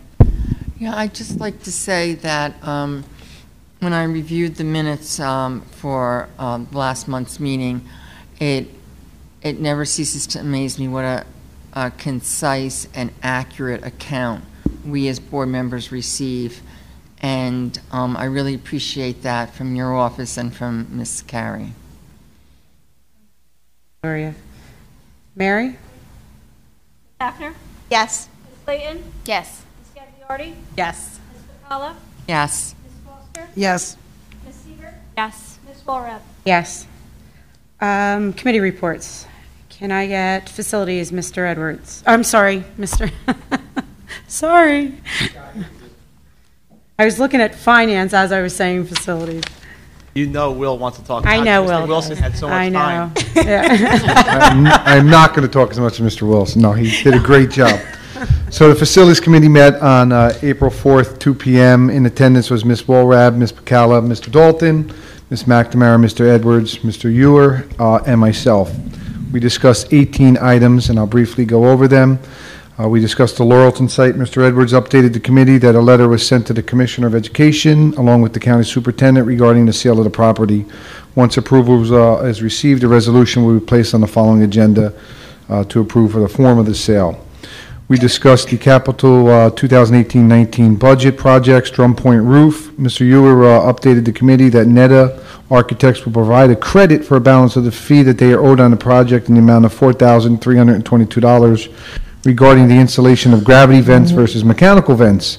NETA will provide a change order in the amount of $8,670 to Lamar Roofing. The committee concurred that the solution was acceptable. Parking lots improvements. I updated the committee that Earl Construction will be on site and to start all outstanding work issues. Once the work is completed, this will close out the project. The entry and exit gates at the transportation and fuel pump yard, I updated the committee that the project is nearing completion. The gates should be operational within a few weeks, that the township has already installed the new gates. We're just waiting on the installation of the new controls. The door projects still ongoing. I updated the committee that we're moving along and will be completed on time. Everything has been ordered. The contractor is just waiting for the delivery. Once they have it, they'll advise us and start the installation. The bus garage access road, Mr. Edwards updated the committee that a PO was issued to the county vocational school. We agreed to split half the cost for $12,500. This work is scheduled to start in the summer as soon as school is out. The 2019-2020 capital budget, we discussed a couple issues all together. The M. Havens CMU wall cracks, Lake Riviera CMU wall cracks, the terrazzo cracks, and as well as the Osborneville wall moisture issues. Mr. Ewer updated the committee that a walkthrough was scheduled for April 10th. All three projects will be bid together. All bids were received so that a recommendation can be placed on the May 30th agenda for approval by the board. We also discussed the Vets Memorial Middle School roof project, Section 4. The committee discussed that it's still in the tentative budget. Once that's approved on May 2nd, a PO will be issued to a vendor under the ESCNJ New Jersey Co-op. I did update the committee that Tremco, our roof manufacturer, advised us that we are within budget. However, there could be some outstanding issues with roof deck or wet roofing, which may cause some change orders, but we'll deal with that when it comes about, if it does. We also discussed roof section 4 of Burke Township High School. Mr. Ewer updated the committee that a roof inspection was done on 4/2. His office is preparing the bid documents with anticipation that bids will be received so that a recommendation can be placed on the May 30th agenda for approval. Continuing on, we discussed the Emma Havens Drum Point parking lot project. Mr. Edward updated the committee that there's been 2 meetings with the engineering and the administration from both the schools. The project is moving forward, and that once the bids are out, a recommendation will be on the May 30th agenda for board's approval. The Brick Memorial Grandstand refurbishment project, we discussed that the project is still in the 2019-2020 tentative budget. Once that's approved on May 2nd, a PO will be issued for that work. Some floor tile abatement work at Brick High School, we discussed that project is still in the budget, and once the budget is approved, the PO will be issued for that work. Same thing with the Brick Memorial High School fire alarm update, that we have to do some work there. Once the budget is approved, we'll be going forward. We also discussed the Vets Elementary and the Brick High School auditorium HVAC projects. Mr. Ewer updated the committee that his office is finalizing the bids, and once the bids are opened on April 30th, recommendation will be made to the board for approval at the May 2nd board meeting. The Lake Riviera Middle School Lentil Project, Mr. Ewer updated the committee that his office is also finalizing bids for the specifications. The bids will be open on May 22nd, and a recommendation will be made to the board for the May 30th board meeting. The boiler replacement project at Vets Elementary School, I updated the committee that we did receive two bids, and that we'll be issuing a purchase order to Lilich Corporation, who was the lowest responder, in the amount of $34,000. This work is scheduled to start as soon as school is out in June. Just a few more. Lake Riviera Middle School bathroom renovation project. The committee discussed that this project is currently in the budget, and once it's tentatively approved, we'll be issuing a purchase order to have this work started and completed over the summer and for the beginning of school. And the direct install VMES project that's ongoing, I updated the committee that Hutchinson HVAC has requested a small change in the scope of the work, and that the total cost will cost about $6,000 more. The committee concurred that the revision should be placed on the agenda for full approval, and the next meeting will be May 21st at 4 p.m. Thank you. Thank you. Mr. Edwards, Finance. Thank you. The Finance Committee met at the conclusion of facilities on April 4th. First item was discussed was the school funding litigation, that we are still in a holding pattern in that regard. The Attorney General's office filed a motion to dismiss. The attorneys for the litigation, of course, objected to that, and I believe those responses are due back tomorrow, right, Mr. Dalton? Yes. Correct. Tomorrow. Pharmacy benefit audit, we discussed that the Fairview has not gotten back to us in regard to the contractual arrangements that Mr. Montenegro's office had requested changes to. And so we further discussed at this point whether it was even worth pursuing, because we've now been with Bollinger since 2016. And so is it really worth going back and doing a pharmacy benefit audit of the Express Scripts? The committee felt as though at this point there's no reason really to pursue it, so we're going to be dropping that from the agenda. 2019-20 budget, we discussed in the committee basically everything you've already heard tonight. We went over a lot of the details that were included in the budget correspondence that went out to you as board members. The collection matter for a student out of state, we discussed that is still, the judgment still has not been filed in Pennsylvania. Hopefully that will be resolved really soon. We discussed legal counsel for special education. There's a resolution on this evening's agenda to extend the amount of services that are requested for that. The Comcast agreement amendments, we discussed that the only change there is no change in service, no change in price. It's just a change recognizing that Middlesex Regional Educational Services Commission is now Educational Services Commission of New Jersey. I believe I have that right, Jim, right? Is that right? The Wiener Law Group school funding litigation agreement is on this evening's agenda for approval. This is a ratification of the agreement for the resolution that you originally adopted, having them authorized to proceed with this school funding litigation. The E-rate agreement is also on for ratification. We're now utilizing E-rate consulting which is a co-op vendor through New Jersey School Boards Association. So this is a contract that they would like to have approved. The reason why it's taking so long to get on the agenda is we had asked New Jersey School Board Association to review the contract for us to make sure it's this contract that they authorized, and they finally have gotten back to us and said that it is. And then OTPT speech services, because of leave of absences within the Special Services Department, there's more services needed to cover those leave of absences, so that was discussed, and that is on the agenda as well tonight for your approval. Thank you, Mr. Edwards. Ms. McNamara, Curriculum and Instruction. Thank you, Mrs. Walrab. Curriculum and Instruction met on March 26th. In attendance was Mrs. Gagliardi, Mrs. Pacala, Mrs. Clayton, Mr. Dalton, and myself. We discussed the New Jersey Department of Education changes in the state assessment guidelines, in particular that grade 11 students do not need to take the NJ, SLA, ELA, and math tests this year. They will only need to be tested in science. However, students who are in grade 11 and have not met the graduation requirement by passing a math or an ELA standardized test may sit for the 11th grade test to satisfy that graduation requirement, or may choose to use one of the other paths prescribed by the New Jersey Department of Education. Additionally, ELL students who enter the U.S. after June 1 prior to the school year, including high school students, are now exempt from taking the NJ, SLA, ELA test. The updates for New Jersey high school graduation assessment requirements can be found on the New Jersey Department of Education website, and a link to those will also be placed on our district website. We also talked about the fact that the New Jersey Department of Education school performance reports came out. They're posted on the NJDOE site, both in English and in Spanish. Those reports are available as a detailed report as well as a summary report. The link to those reports, and I just looked, we've been having a little bit of difficulty with that link. It's broken again, so we will fix that and get that up on our district website. A summary of those reports will be provided with the work of the supervisors and myself at the May board meeting. May 2nd or May 30th. May 30th, okay. Thank you. Do you want to just go into policy? The policy committee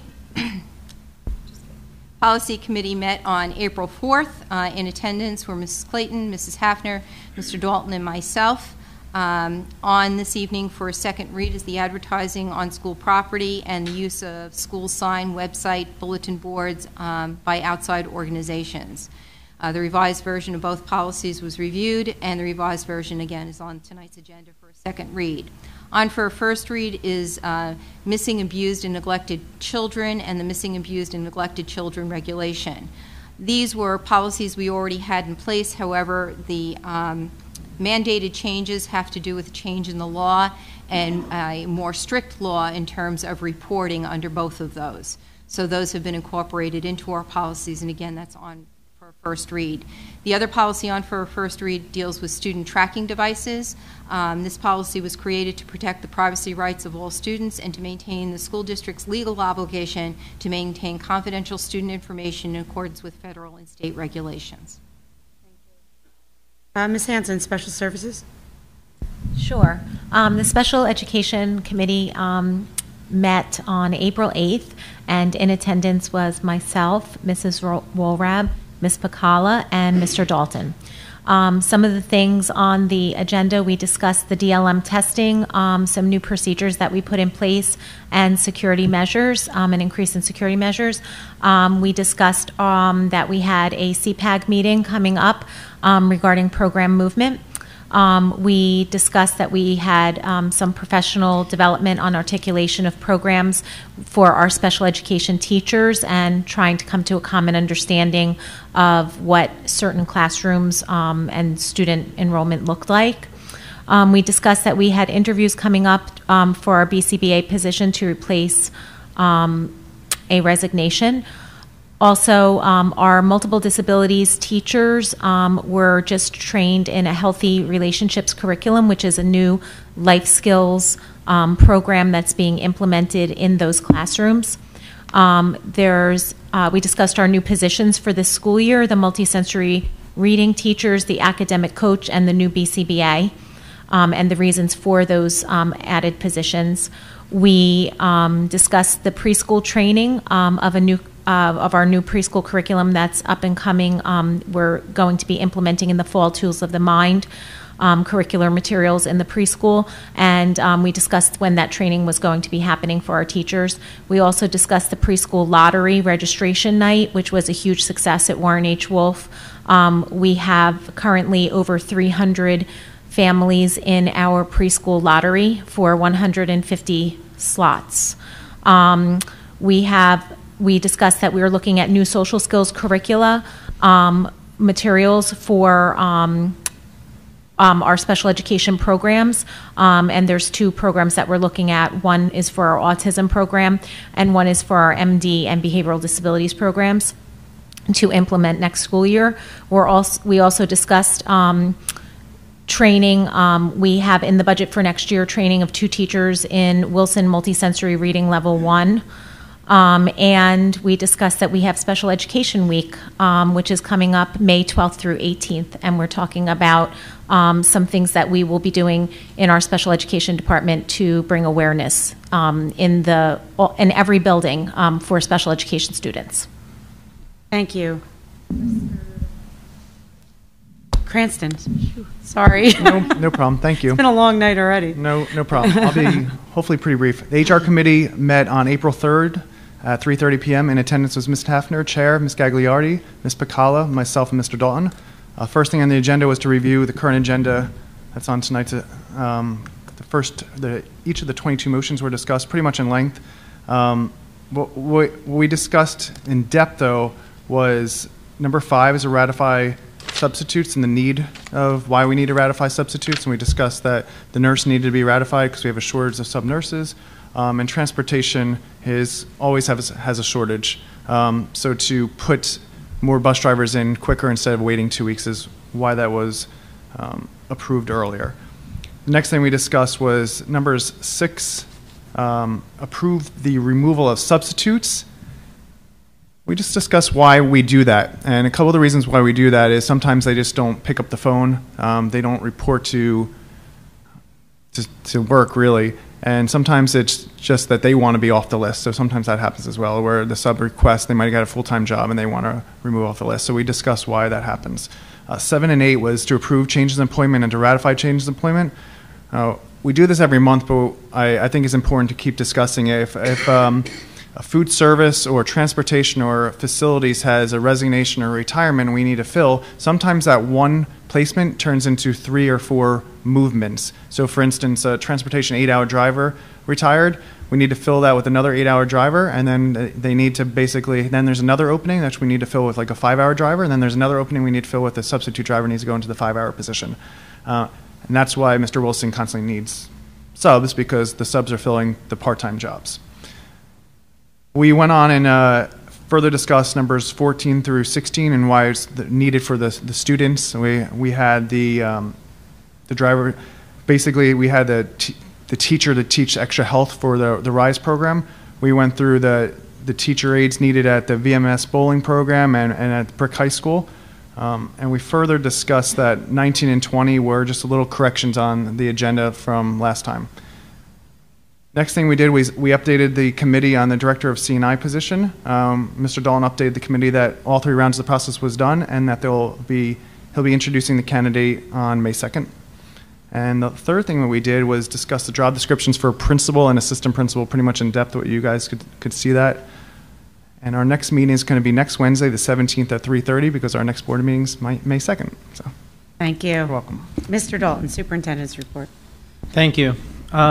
So a lot of updates. I'll try and go through them, and then some other comments that I have for this evening. On budget and funding, as Mr. Edwards and I both referenced today, the Support Our Students group reached out to state organizations, NJEA, NJPTA, School Boards Association, school business officials, principals and supervisors, and school administrators in an effort to have the leadership of those groups also speak up about school funding in New Jersey. A lot of effort was put in, actually from folks, I believe it was from NJEA, who put a lot of data together to do a greater analysis of school funding and do comparisons of what we're seeing across our state. And so the continued conversation is getting that group to also appeal to all of those groups together to appeal to our legislature on this topic. So I think it was a fruitful discussion, and it's unfortunately I'm making a lot of friends in a way I didn't want to through school funding, but I'm now known on a first name basis by superintendents ranging from Sussex to Cape May County. All nice people. Recently, we sent out a request for our district to join other districts in writing letters to legislators. I want to be clear, we've met with our local legislators multiple times. They reach out to us. Jim's office gets requests from them for data. They have been supportive to us. We've been working with our PTA and PTO groups as well with this, and we're fortunate that the incoming president to the state PTA is one of our own here from Brick, and she was there today with us and very supportive. On March 26th and March 27th, I joined the Support Our Students group. Jim was able to join with me on the 26th to testify at the Assembly and Senate budget hearings. I now know where Carneys Point, New Jersey is. I had a prepared statement, but I had never done this before, so I'll freely admit I never had to sit in front of a group like this before, but I tried to personalize it. I tried to speak from the heart about what we're dealing with in Brick and what people needed to understand. I was happy that at the Senate budget hearing, they actually kept me at the table and asked some clarifying questions. So we're still out there advocating for our community. On April 4th, we continued with our regular meetings with the PTA and PTO leadership, who we meet with on a monthly basis. They want the updates on school funding, and then we give them the opportunity to talk about a variety of topics. Joining us at that meeting was a representative from the Family Success Center that's part of the Children's Center. Ms. McNamara and I had met with those folks a couple of times and gone to their grand opening. They wanted to meet with our PTA representatives. It's an organization that's actually a branch of the state that supports families in need for just about any topic. And they opened a new location at 101 Prosper Way, that newer area behind ShopRite, and families can just drop in for support. They have bilingual support. They can help parents with jobs, things with their children. So it was a great presentation for our PTAs and PTOs as well, because we know that a lot of our families reach out to them through Facebook and things like that. Next week, Ms. McNamara and I will be going to the county dinner with the PTA. We're always invited, and they've actually asked me to speak on school funding at that county dinner. I'm always proud to say that Brick, when we go to the county dinners, has the highest number of administrators attending from around the county. On April 2nd, I was honored to meet with Mayor Ducey. I was invited to meet with the Senior Citizen Advisory Council. That group also asked for an update of what's going on in the schools and school funding, and I've been invited to attend future meetings, which I certainly welcome. I was glad to be invited to attend. It's a very large group, and they have a lot of great questions. As mentioned earlier, on March 28th and 29th, we hosted Graham Fletcher here for math professional development, and all I can say is high energy and great things are going to be coming in math instruction. Also in positive news, New Jersey Student Learning Standards, we have now up to 12 and maybe more of our educators who have been chosen by the state to participate in the looking at the New Jersey Student Learning Standards and the test items, the reading passages, and the data review for the state testing program. And that's a great opportunity for our staff because they get to delve into what's actually going into the standards and how should it be assessed, and then they can come back and share that with their colleagues. So the fact that we have that number of teachers involved, I think, is really a wonderful thing, and the fact that they wanted to do it. Green Fair has been mentioned. Saturday, if you get a chance, go. Was my first event that I attended with Ms. McNamara last year after I was hired last year at this time. Chamber of Commerce. Career Day was mentioned by our students, and I have to commend the folks. This was my first career day at both schools, and it was just so well run and just wonderful to see the variety of folks that we have coming in that's all supported by our Chamber of Commerce, to speak to our students about their career paths. And I think the one thing that's nice that the kids get to hear is you don't have to decide now. The most important thing is to pursue your passions, to pursue an education, but that because you start out in one path does not mean that that's the path you have to always follow. There were great speakers. At one of our most recent meetings, people brought up a couple of topics, so I'd like to just comment on those quickly. Chronic absenteeism was brought up in the initial look at our school performance reports from last year that we're just receiving. We do see some improvement. There's a lot of protocols that schools are putting into place. Some of them have that in their school goals to look at school absenteeism. But there are some things we need to look at as well with the reporting, and I will tell you, I've always had this experience in the state. When we have students who go on extended vacations and things like that, we get inconsistent feedback on whether they should be disenrolled from the district or left in and marked absent. I will tell you that I have had multiple answers over multiple years from the state on that. Our current county superintendent told us if they're absent for a vacation that's extended like that, you should disenroll them. I've also been given legal advice not to do that, but that's a practice that we're going to discuss with our administrators because if those children are missing for that period of time, they're not receiving their education. And so that does have an impact on our chronic absenteeism.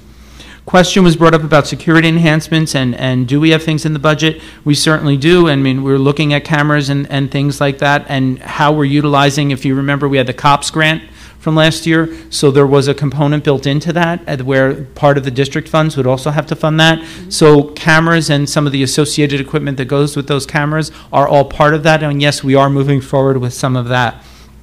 Also mentioned was an inquiry about ESIP. Before this evening's board meeting at 4:30, the Competitive Contracts Committee met to go through proposals that we have that came in through RFP. So that is moving forward, and that's a very long process because those binders were the biggest binders I think I've seen in many years with lots of ideas. I'd like to end my comments, though, talking a little bit about civility in our community. So at some recent board meetings, we've had input from members of the public on potential changes to the structure of the meeting or a variety of other topics. And certainly, members of our community have varying opinions that should be heard. There may be, in fact, times where we're in disagreement on decisions, a path that we're taking, whether it's the board, the administration, or both, on a variety of topics. That's important why we do hear feedback that is stated as a concern, but with civility and respect. As we are reminded at our recent New Jersey School Boards Association training, the administrators report to me as the superintendent. As an educator, I do my best to interact with folks with a level of respect and decorum. I humbly request that comments that are brought forward from the public in the public comment section of the meeting come forward with respect. The concept of coming to the microphone to ask questions that are meant to demean, publicly shame the administration or the board is something that is counterproductive to developing positive relationships within our community. Therefore, I've directed my staff that they should avoid answering questions when they're presented in a manner that is meant to embarrass them, question their work ethic, or their character. We are a school district, and as such, our action should model for approximately 8,500 students. There is no doubt the district will continue to face challenges in the next few years with the anticipated cuts to funding and all of those associated changes. That said, we will be able to create a greater sense of stability for students and the community when we're able to collaborate, disagree with respect, and focus on solutions. We can achieve a great deal more when we do so with civility. I'm sorry, but I felt I needed to say that because some of the statements, we can disagree, but we don't need to get into name calling, and we have to be very careful about that. We are televised. We had students who come to these meetings, and I always have led my life as an educator to model for students. We can lose our patience. Let's do that behind a closed door, or let's agree to disagree, and then let's sit down and get to the work. So I'm sorry, Ms. Walrad, but I had to share that this evening. Well said. Thank you. Now it's time for public comment. This will be the first opportunity for public comment and will be for agenda items only. The board invites thoughts and reactions on agenda items and items of concern from members of our community who are present. Each participant is asked to give his or her name and address prior to making a statement. All statements shall be direct to the presiding officer. Do I have anybody? Oh, yes.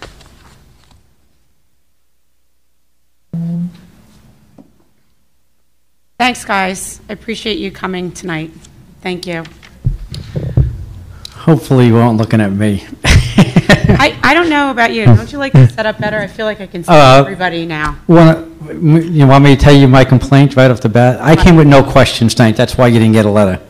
It's John Sluka, 950 Sylvia Court. But now, go ahead. First one is, I very much dislike this setup. Oh, why? And I'll tell you why. I like to look at the faces if somebody's wincing, like you said, and I like to be able to see every member. Wherever you sit here, you obviously cannot see every member. Unless we move this thing, put it over there, and when it's the people's turn to talk, bring it back. Maybe that might be a way, because maybe you're a horseshoe. Right now, when I'm not used, I don't usually have much of a problem speaking in public. But now I feel like I'm in a horseshoe, and I'm on a swivel neck, trying to talk, because I like to look at people's faces as I Maybe we'll talk. back you up a little bit. So yeah, unless I was standing Yep, maybe we'll 10 try foot that. back, something to do that, because right now it's awkward. And most of this meeting today, I almost felt like you were talking to each other. Well, it was that I know, setup but of the meeting. it's That really was for the public Can I as just well. add to that? Well, it is for the public, but one of the challenges that they have is they can't see each other when we're in that more of a Right. straight Oh, yeah, line. you can. And then the other question we had, and just to explain to you, is because the podium was so close to the door, That was a bad People spot too. didn't want to come people in. didn't want to come in, and Right. they were hanging out in the hallway, kind of like afraid if they were being rude. And so we'll keep working on it, but we Yeah. appreciate Maybe your push it input. back. Maybe But push it back a little bit, yeah. some of the board members couldn't see each other, and we were all doing this all night. Yeah, I- so that they could see each other, because it is they need to interact as well. I said, it almost, I said, this must have been a consultant sitting here one day saying that you can't see each other. What good is that? The only problem is then it blocks my view, it blocks other people's view, and I'm sure that's one of my things. Just so you know, so I don't know if you want feedback on that. But No, I appreciate your comments. But I like to be able to look at people's faces as they're talking, because it gives me an idea, and at my age, my hearing's starting to go anyhow. Okay, next important thing. I don't want to step on Councilwoman Crate's toes if she happens to be talking about this, but the mayor did mention at the last meeting that he had a discussion with aides to the governor and Senate President, Sweeney. and what happened was discussing the same situation we've been talking about is the money. And he was saying that, hey, 20 years ago, we had 35 students per class. Now we're down to what would be considered a normal average of 25. And what happens is they never judged us on the 35. I don't know if he brought that to you, and like I said, well, I don't know if Councilwoman Crate's going to talk about that, but maybe the mayor and you should have a little discussion if she doesn't have that. Okay, next thing. Class size in Herbertsville School, that's going to be the model. Somebody, but again, sometimes I'm trying to watch. It's going to be the model for other grammar schools. Is that what I heard? What was the school? No, we were talking about aquaponics, which is so aquaponics is a component of STEM, and we're looking to advance STEM through elementary, middle, and high, and we're putting in aquaponics. Ms. Beatty, you want to help me? What are the two components we're putting in at Herbertsville to model for the rest of the elementaries?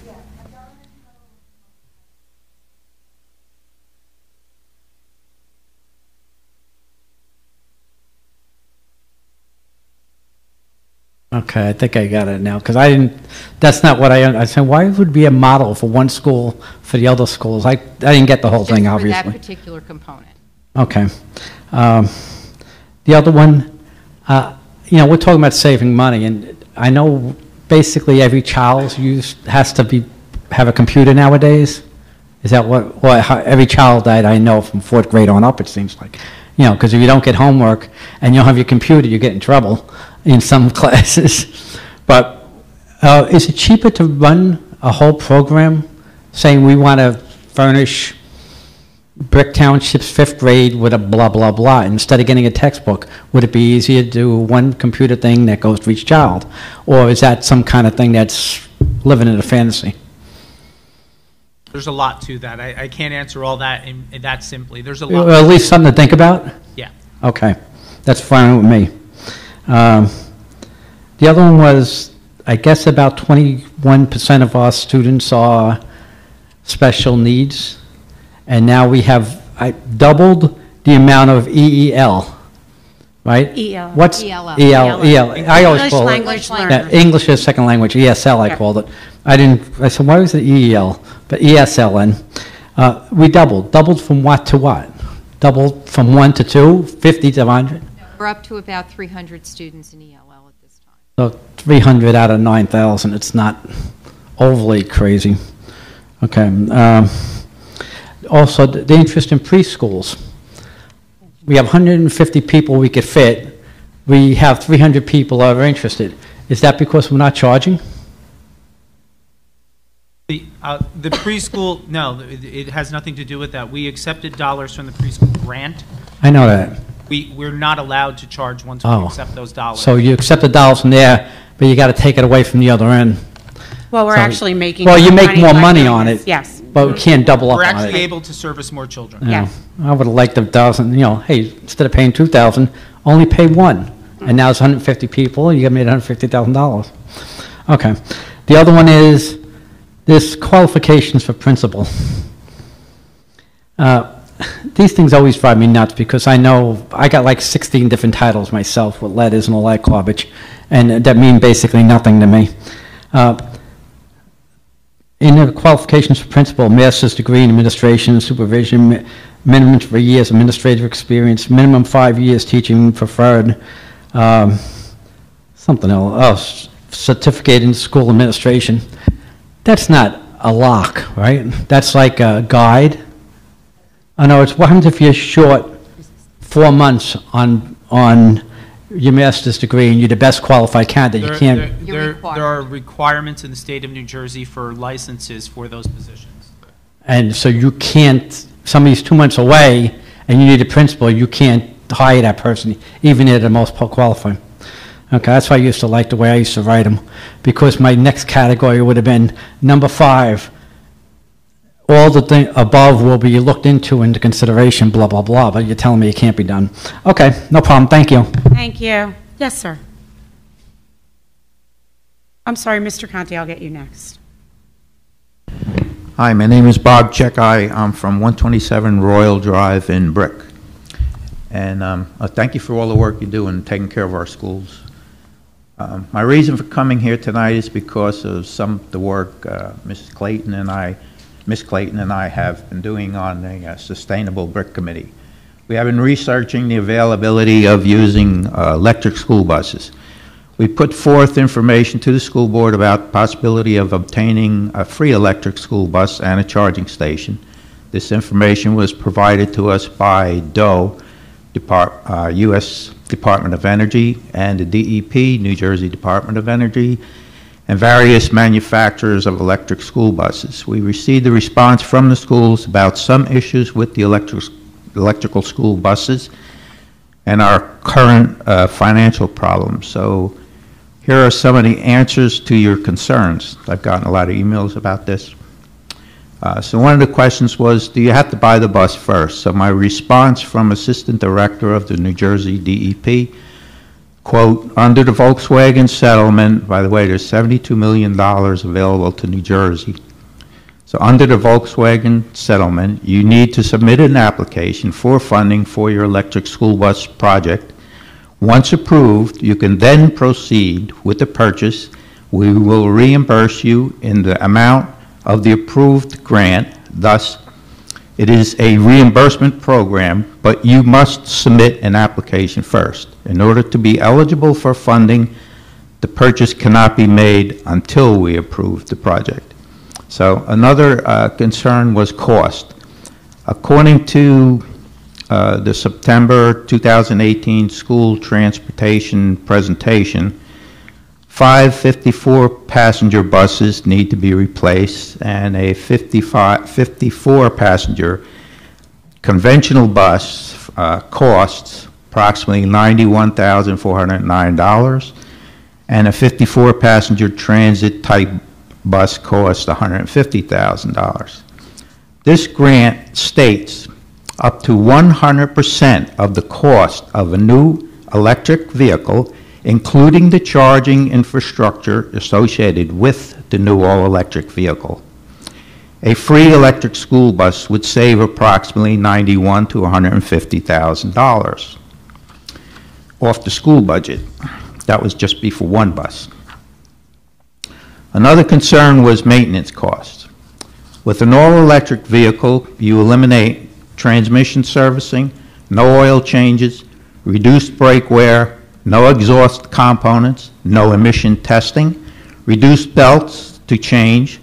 You eliminate ignition components, air filters, and the vacuum lines, and there are no fire hazard fuel tanks or lines. All these things reduce the monthly costs of an electric bus by having an electric bus. Now, another question was the battery life and cost. So here's my response that I got from Motive. Motive only makes electric, large trucks and buses. So Motive Power Systems, this is what he sent to me. Motive Power System does not use lithium-ion batteries for its electric bus program. The chemistry that Motive uses for its school bus batteries is sodium nickel. It's not a lithium family chemistry.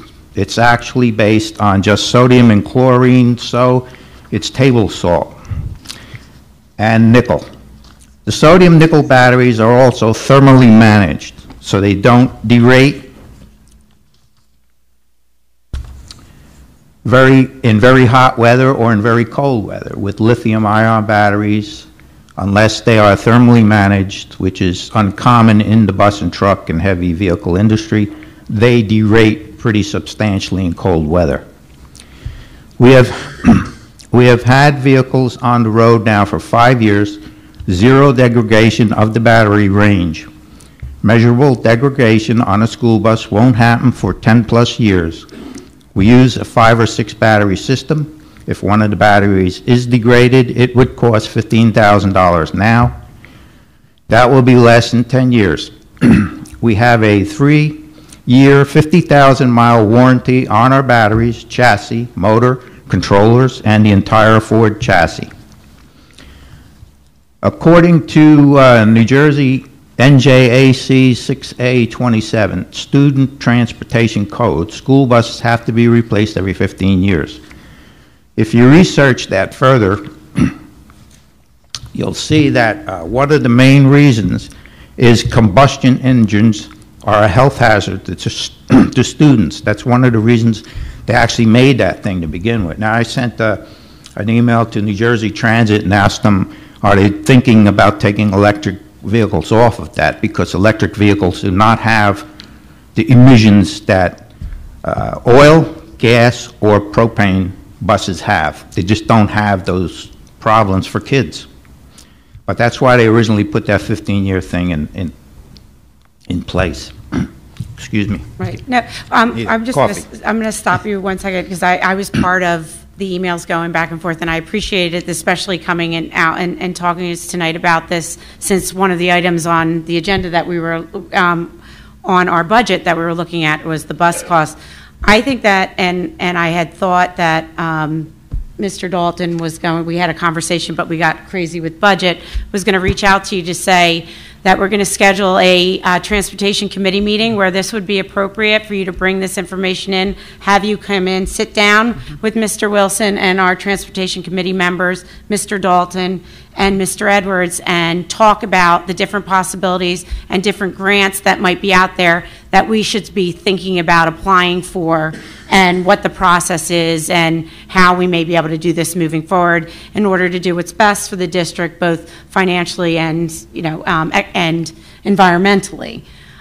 So what I'm going to ask Mr. Dalton to do is just make sure he has your contact information, and if you have that written information that you'd like to give us to get it to the board members to read through it, as well as Mr. Wilson, we'll have you in shortly to meet, probably right, I think we were saying after. Yeah, I responded. Okay, I just wanted to make sure you knew, because technically what we do is we'd have you come into the committee, and then the committee would bring something, agree on it, and bring it back to the board for vote and discussion. One thing the state told me was a lot of people have already applied for this, and the sooner you get your grant in, the better your chances are getting it. We were only trying to get you to get one electric school bus to see how it works. Just let me tell you this. The County of Hudson has applied for the grant for $15 million to replace 48 diesel and gas vehicles. So you can apply actually for more than one. I'm familiar, I'm actually familiar with the Volkswagen thing, just something I've done in my job. Okay. So I am familiar with that, so. But we'd have to move ahead. Well, I think we're planning on getting together right after spring break, right? You were looking to move that. So we're talking within the next 3 weeks, you guys should be into committee to discuss this and see, you can put together what you need to do. I am familiar, Jessica, so we can talk about that too. Okay? Okay, thank you. Thank you so much for coming out. I appreciate it. Mr. Conti. Thank you. Mike Conti, Brick Chamber of Commerce. I just wanted to thank everybody for allowing the Brick Chamber to come in and bring approximately 40 to 60 professionals to Brick Memorial on March 21st and Brick Township High School on April 3rd. We probably, like the student representative said, had somewhere in the neighborhood of 850 students between the two schools signed up for both sessions. Obviously, we couldn't have done this without the support of administration and the staff and the board. Our committee couldn't have done this, and I want to make sure that you guys all know what a help Jenna Domingo was over at Brick High School and Melissa Small over at Brick Memorial. They were our go-to, our contact points for both of the days, and helped immensely make everything as smoothly as Mr. Dalton said it went, and I really hope it did go smoothly. I'd also like to briefly thank our committee for their hard work. That was Anne-Marie Schreiber. She's an attorney with Carluccio, Diamond, Doyle, and Sachs. Lisa Peck with Kearney Bank, John Hazlitt with Cara Realtors, Carolyn Callison, attorney at law, and Rich Lau with Briar Mill Pharmacy. Thank you to all the staff members that came out to talk, the Ocean County Vocational Technical School for lending their hands to, Central Administration who lent some time, and then I also wanted to mention to everybody here tonight that one of the things that we're doing for all the speakers, because we wanted to kind of send them a thank you, is that we're inviting them to our scholarship night on May 22nd at Crystal Point. Where hopefully we'll be giving out somewhere in the neighborhood of $30,000+. So everybody's invited. The suggested donation for the evening is $25, and that goes towards the Scholarship Foundation. It's May 22nd. I'm not 100% sure which day that is. It's probably I think it's a Wednesday. Yeah. It's a Wednesday. So it was one of the things that we wanted to do to thank everybody for coming out. And then the other thing that we just kind of wrapped up our meeting yesterday, and one of the things that we want to do is, as the district's demographics are changing, we want our career day professionals, and we are going to try to start reaching out so that our presenters look like the students that they're presenting to, because representation is huge. And if people are able to see people that look like them in these professions, I think that that really is a benefit to all the kids. And then the last thing that I wanted to do was give a shout out to all the Twitter accounts in the district. And Mr. O'Cone was here, but I will drop Inside the Empire, which is just a book that I was reading about the Yankees, that the Brick Memorial English department tweeted about, what are you reading? And they asked if it was a donation or a suggestion. I said maybe both. So it's Dr. Ferrara's there first. It's a donation. So thank you, everybody, and have a wonderful evening. Quick question? Yeah, sure. About your grants that you're giving out. I was asked if the grants are just open to our students in Brick Memorial and Brick High School to apply, or is it any Brick resident? And when I clicked on the thing to try to answer the question for him, it said adult. So could you clarify that? Yeah, so, all right, so the scholarship deadline is tomorrow, right? April 12th. So all of them have to be into our office at that time or postmarked or whatever. The way that the scholarship works is that it is Brick Township Public Schools is a member of the Chamber of Commerce. So thereby, all of the professional staff, all of the administration, all of the students, the administration's children, the staff's children, et cetera, who are going to school or may currently be in school. That's where the adult piece comes in. Are all eligible as well, right? And then Ocean County Vocational Technical School, so if we have students that are going to, most of the time spending their full time there, they're eligible as well too. And also anybody who is a member of any student who is a family member or employees of a chamber member are eligible. So it's a pretty big catch-all. We try to make it a benefit of membership, and that's kind of what our Education Foundation is set up to do. Okay. So I hope that answers. No, it does. Okay. It does. I appreciate it. Yep. Thank you so much. All right. Thank you guys, and have a great spring break. Thank you. Thank you. Mr. Campbell. This is an agenda.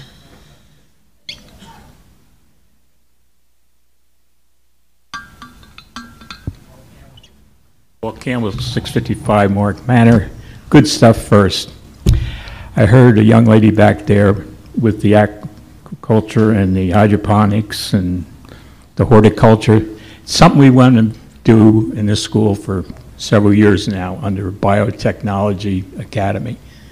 And if you need additional information or schematics or anything, I'll be glad to give them to you, because it's tough getting things through here sometimes. The other good news I heard, it just slipped in on the agenda today, was the Wilson project. I like what I saw in it, and I'd like to see some written references from other schools on it to share with the public. Mr. Dalton. I don't want it to be a thing like Jim would know about and Ms. McNamara about our old math program, Easy Math, whatever the heck that thing was called. It was bad news. Anyway, getting on to operation number 20, your direct install. Just a few things I'd like to add to that,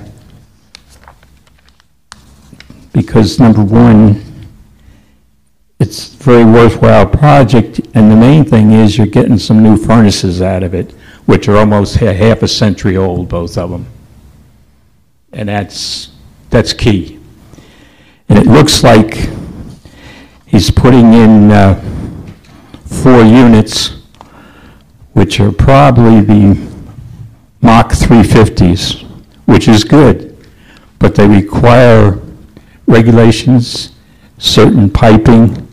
So if he goes that route, which he should consult with the manufacturers out in Pennsylvania, Blackney and Company, or just check that Brick Township High School. Now, a couple things that come with that is, and he doesn't have it mentioned there, is direct digital controls. Not pneumatic controls, that's the old-fashioned way. That's very important. And then he's got a thing here, he's going to be wrapping insulation around a hot water heater. How old is that hot water heater? I mean, 50 years, I know it's no 50 years, but how old is it now? It may be a waste of time. You might have to get a new hot water heater. I've been through this all before, so it's not new. Next, a variable hot water pump to help distribute the hot water around into the different ventilator units. That's key. And the most important thing is to keep people off of these units. And to do that, you have to contact Jersey Controls. and let them regulate the operation of the units, just like they do now in Brick High School. Again, it eliminates a lot of problems. Now, the other thing is, I couldn't understand this one thing. He has here electric split system, AC, 6-ton. Electric, 6-ton. I'm assuming it's probably one of these hibachi or sanyo, you know, where we don't have to put it in a classroom. I don't know. But when I took count in that school, we needed 10 of them. So I don't know where this thing is coming. The other thing is, I don't know if we ever got around to it, did we ever put the lead filters in there?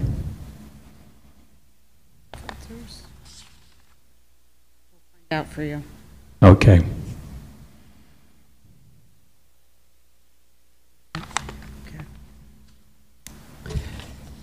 The other thing is, you think the heaters are old. The electrical system is just as long, and it's on its last legs too. The branches, circuit, and whatnot. What I'll do, I have all the energy infrastructure critical issues for this particular school. I'll give each board member one. Actually, I have it for every school. And then when you sum it all up, you're only talking about 46 mil. But it can be achieved if you think a little bit. Okay, the other thing is, I got to go down the list on this, Phil. What about, what are they doing as far as they're not getting involved in any kind of accessibility in the restrooms? I don't understand the question. What do you mean? Are we upgrading any of the? Restrooms, yeah. No. Okay. Another thing you might consider, and this saves a lot of time and money, is putting destratification fans in the gym. What I mean by that is the name implies. It's a constant convectional flow of heat and cold. It cuts down your heating costs because it keeps convection or rotating the hot and the cold in a gym. And you only need 6 units in there. It's not too bad. I think they're like about, last time I priced them out, I think they're like about $250 a piece. But in the long run, you're looking to save energy. Energy is money. And this is where we're headed all over. Let's see here, I got that. Last meeting, we had the problems with the EFS in the buildings. I don't want to get into the discussion of it, maybe I can do it later on, but there is a constructional problem there that evolves from the early 2001. This building and the buildings that are presently in disrepair were all built at the same time by the same architect and contractors and the same group of board members and the so-called code enforcement officer from the town. Okay, that's not on the agenda for tonight, right? 'Cause I mean, that's not. That was last week. That was last week. Can we talk about that at the end? Just Sure. because I have other people that want to talk about the agenda. Okay. I don't mean to cut you off, Mr. No. Cole, but I just want to. No, but it's too serious. Yeah, no, but at the end, you can come. Jim back. knows we've been down that road Yeah. before. We talked about it later. If you want to give the papers to Mary, Mary will distribute those to the board members and make sure that Our facilities manager has one also, Will Cabalas. I'm having a hard time with names tonight. You and Sean, let me tell you. Yes, Mr. Finelli, you're next. No, I didn't forget your name.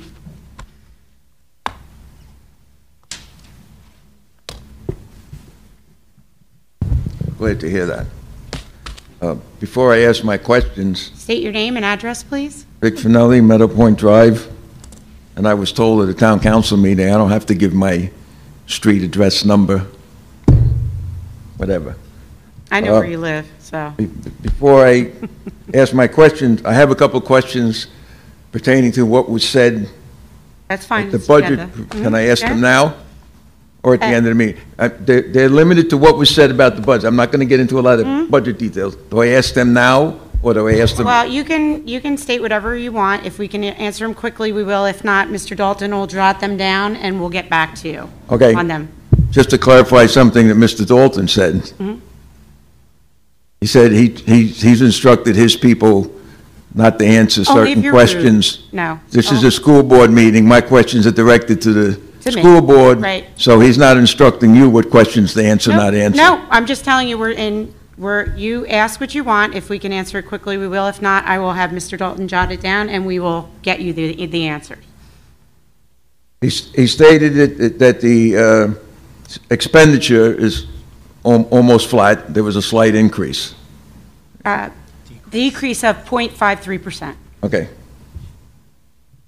But I just want to be clear on the Yeah, tax. absolutely, that's I just, key. all right, I just want to be clear, what I didn't hear, the tax levy went up $2.9 million for the taxpayers. What they're asking, the state is mandating 2%, and what the administration is asking the board to consider is that additional tax levy, and they laid out and explained why that's important.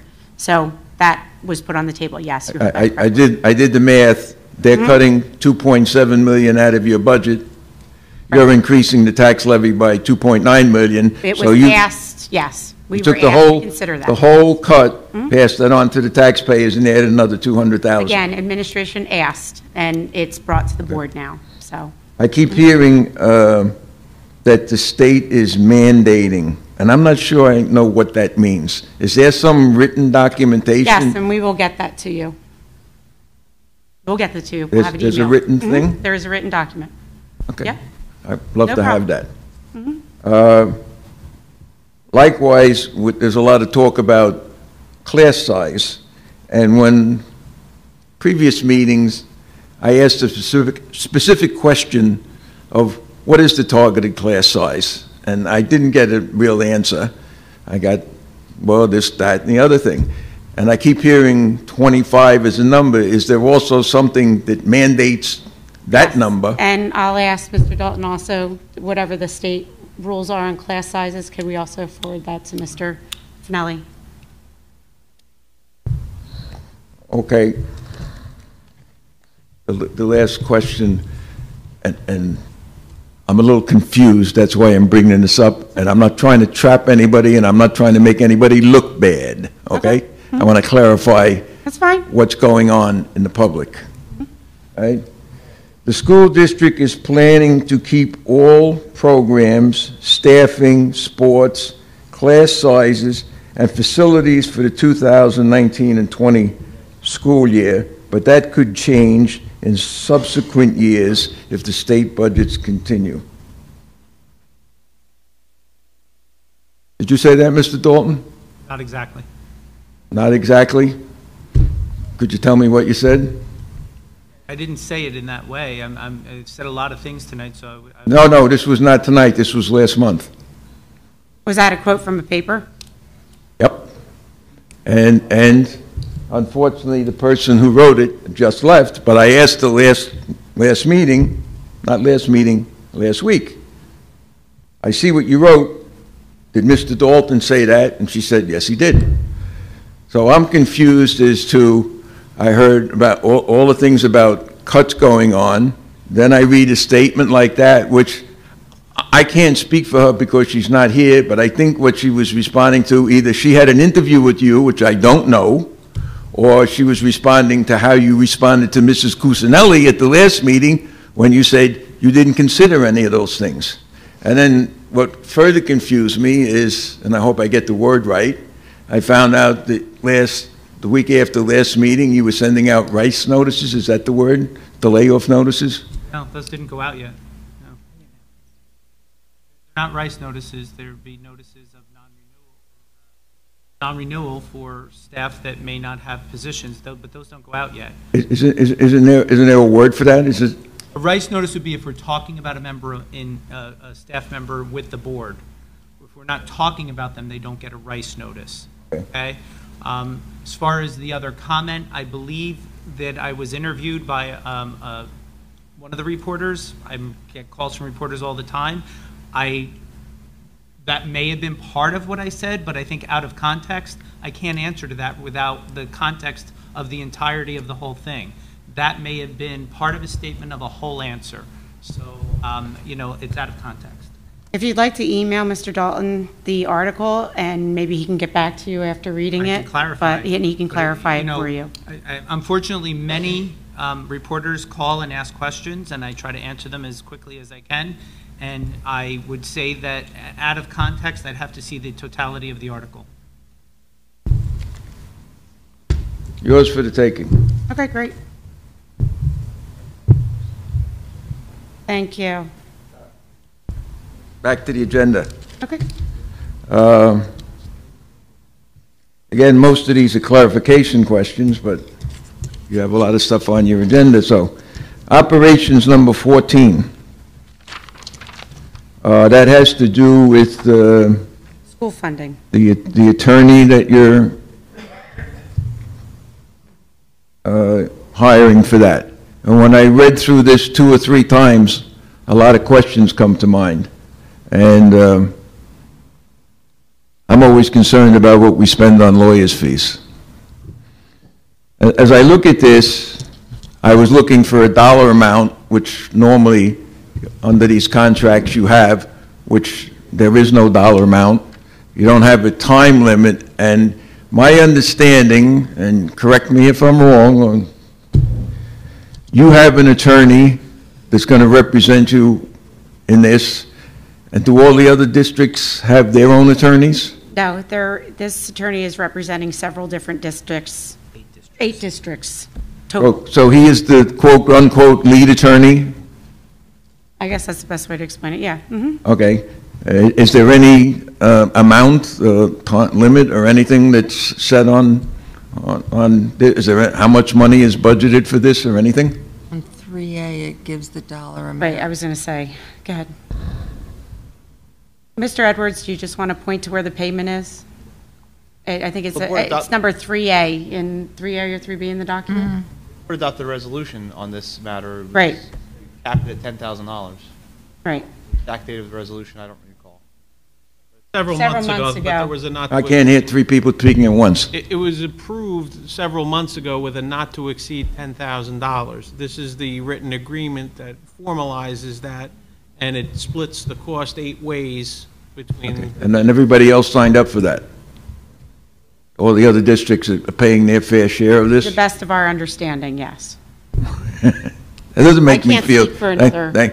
Well, this says that they all agree to pay their fair share, but the only ones that are signing it are in the district. Right. So how do you collect? Well, the short answer is we're only going to get 1/8 of the bill. Okay. Right. Whether the other 7/8 pay and whether they're up to the speed, I don't know, nor would it matter, as long as we're only paying 1/8 of the bill. And the board's only approved 10,000, so. So what I'm hearing is that the attorney's going to send the bill to 8 different places. He wants to get paid. Mm-hmm. Okay, that's reasonable. Could somebody the other thing I'm concerned about, attorney's fees, because I just read you got another lawsuit this week. Is this the same company that's doing number 23, same name? 23 is a special education. Yes, Schwartz Edelstein Law Group was purchased by Wiener Law, so yes, they do a special. So they're both the same. I got another question when I get down there. Number 16, E-rate program, what is that? Quickly. I just read that whole thing, and I had no clue what you were talking about. Mr. Edwards? And did somebody do it in 10 words or less? Yeah, it's very... It's funding that we received from the federal government in regards to the Libraries and Communication Services Act. It's, if you look at your telephone bill, there's a small surcharge on the bottom there that you're paying into the Universal Services Fund. School districts are then able to tap into that revenue source. The application process, however, is very complicated, and so most districts hire a consultant to help them through that. So that's this consultant. The good news is I understand. The bad news is something else I'm paying for. Paying for, but the return on investment is well worth the money we're paying for. Okay. Number 17. I'm just curious as to why we need 2 police officers at a junior prom. Is that a rhetorical question? Right.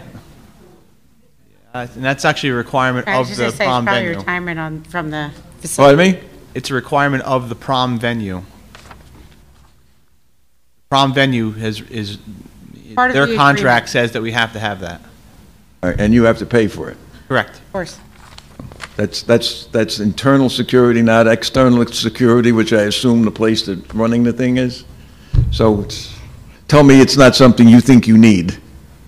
It's required in the agreement with the facility. Okay. They're requiring it. Somebody laughed when I asked that, like, are you kidding? Number 19, could you just give me a brief, what happened with the demographic study bids, one of my favorite subjects? Too much money. Okay. Right? Basically, it's quick. Too much money. You went out for bids. Mm-hmm. Too much money. They wanted too much money to do what you wanted them to do. And we only received one, and it was... Only received one. Hmm? So what happens now? We'll go back to committee and continue with figuring out what we're going to do from there. Well, are you going to rebid this, or Again, it has to go back to committee, and the committee needs to decide what they want to do to present it to the rest of the board as far as what the next steps are. We just found out, it just really came to us right before the meeting. Okay. So they're going to decide whether to rebid it or We up work the by ante committee, and then the something. committee will decide what they're going to bring to the board as far as a recommendation. Number 23, just to clarify in my mind, that's the same law firm. That's whatever comes up with special needs. It looks like a considerable amount of money, $145,000 if I'm correct. But I was just wondering that if I put the time frame together on this, the first 10 months was 674 hours. And then this is an extension, I guess, to carry it from the middle of April to the end of June, and then you're going to put it on a regular 12-month calendar like everything else. But in that 2.5-month period, you're approving 337 hours, which is like twice the monthly rate of what the rest of I it. have to, you can have a conversation with Mr. Dalton at another time on this, but what I have to say is commend Ms. Hanson and her staff on the incredible amount of work that they've been doing that has greatly reduced our expenses as far as our legal services, because they're handling a lot of it themselves. They're putting procedures and policies in place that have cut down the number of hours we need. Unfortunately, there are past lawsuits that are in place that need to continue to be fought and monitored, and we need legal counsel for. But I have to say, since August, what Ms. Hanson and her team has done has incredibly declined what we're spending on our legal fees for special education. I guess the question I'm looking for an answer for, is it because you're clearing up more of these or because you're having more of them? No, because we're clearing up more of these, and because we are preventing this stuff from having to go to council, because they're putting policies and procedures and programs in place that are satisfying the needs of our kids, which in turn are satisfying the needs of the parents. A lot of this has to do with past things that we're still continuing to clean up. And again, even on that, Ms. Hanson and her supervisors have such a handle on it now that they've cut down the numbers of hours that have been required Okay, last question. It's not only on the agenda, we're talking about the job description for the principal and the vice principal, is that what you call them, or assistant principal? Assistant principal. And Mr. Dalton had some comments about that, so I just had two questions. I'm assuming most schools have a principal and an assistant principal, or not all, but most? Not all. Not all. And I know as you get into the bigger schools, you have more. So my question is, who does the teacher observations in the school? All administrators. All administrators. All administrators. So all building administrators, all supervisors, Mrs. Hanson, the other directors, but all supervisors, all building administrators, so they're all shared. Okay. And who writes the performance appraisals for the teachers? The immediate supervisor for that teacher. Right. Who's ever supervising them, is they're assigned to them as their immediate supervisor. Again, that's all shared by all of those folks. So you get a group of people together to do each because Each teacher has an immediate supervisor. Their immediate supervisor does their final evaluation. Okay. Being as I spent 30 years in management and writing performance appraisals for technicians, managers, assistant managers, and everything else, it gets a little confusing if you're doing my observation, but you're doing my performance appraisal. We have a better plan than that. We have a better plan than that. All right, that's what I'm asking. How does it work? If it's a non-tenured teacher, they may have multiple observers because you want more than one person seeing those teachers, but typically it is one person that would do their observation and their evaluation. There may be times that we make a purposeful decision as to having more than one person observe, but yes, someone whoever's writing their final evaluation has also observed them, but there could be other people observing them as well. I said that was my last question, and I had one more. I know from past experiences it's tough to work for two bosses. In fact, it's almost impossible to work for two bosses. Yet when I went through the job descriptions for the principal and the assistant principal, my question was, who writes the assistant principal's performance appraisal and who writes the performance appraisal for the principal if they're both reporting to you? Typically, at this juncture, and I may look at how we change these things in the future based on my prior experience, typically assistant principals are observed and get their evaluations by the principals. I and right now this year, myself and Ms. McNamara evaluate all the principals. Okay. Thank you. See you later. Thank you. Any other public comment on any agenda items? No? Okay, we'll move on. Curriculum and instruction, Ms. McNamara. Thank you, Mrs. Walrath. Under curriculum and instruction, the superintendent recommends that the board approve the following items, 1 through 5. Can I get a motion and a second? Motion. Second. Any board discussion or questions? I just wanted to say thank you for the grant application. Again, I know I've been mentioning the grant applications. I didn't want to leave this one out, too. So the Science Night Out, I've heard, is a really fun event, and I hope that they get the grant so that they can fund this exciting event for the kids. Thank you. Any other comment, discussion? Mary? Ms. Hafner? Yes. Ms. Clayton? Yes. Ms. Gagliardi? Yes. Ms. Rupala? Yes. Ms. Foster? Yes. Ms. Siebert? Yes. Ms. Walrath? Yes. Operations, Mr. Edwards. Thank you. This evening, the superintendent's recommending items 1 through 26.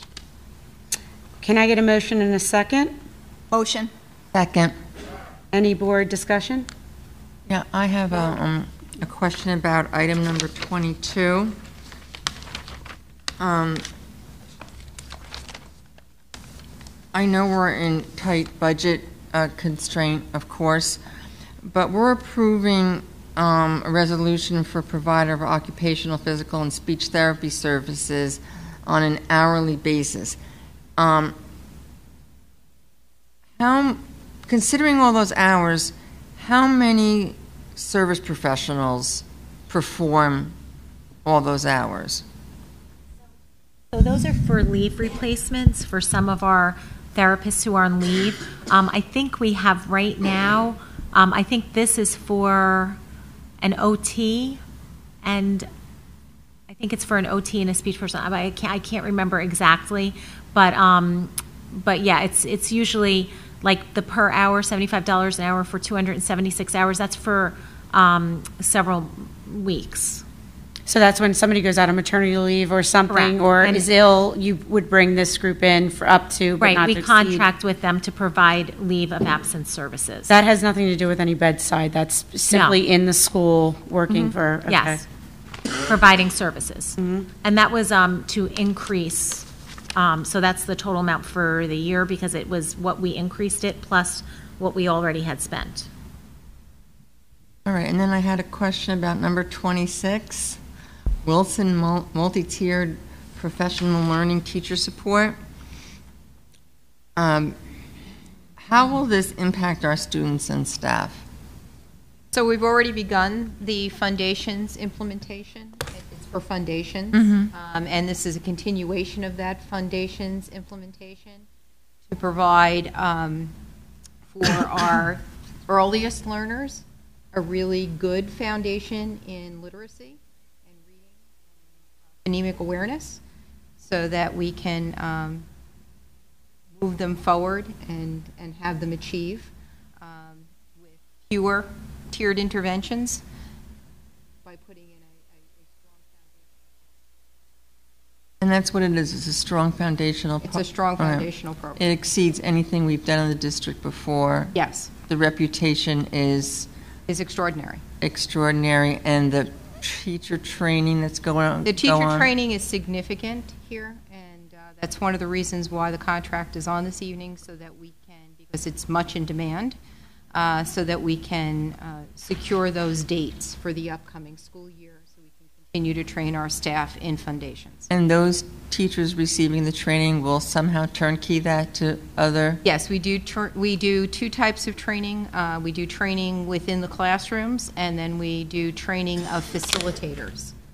So all of that training will take place. And we'll continue the training that we started with the kindergarten teachers this year.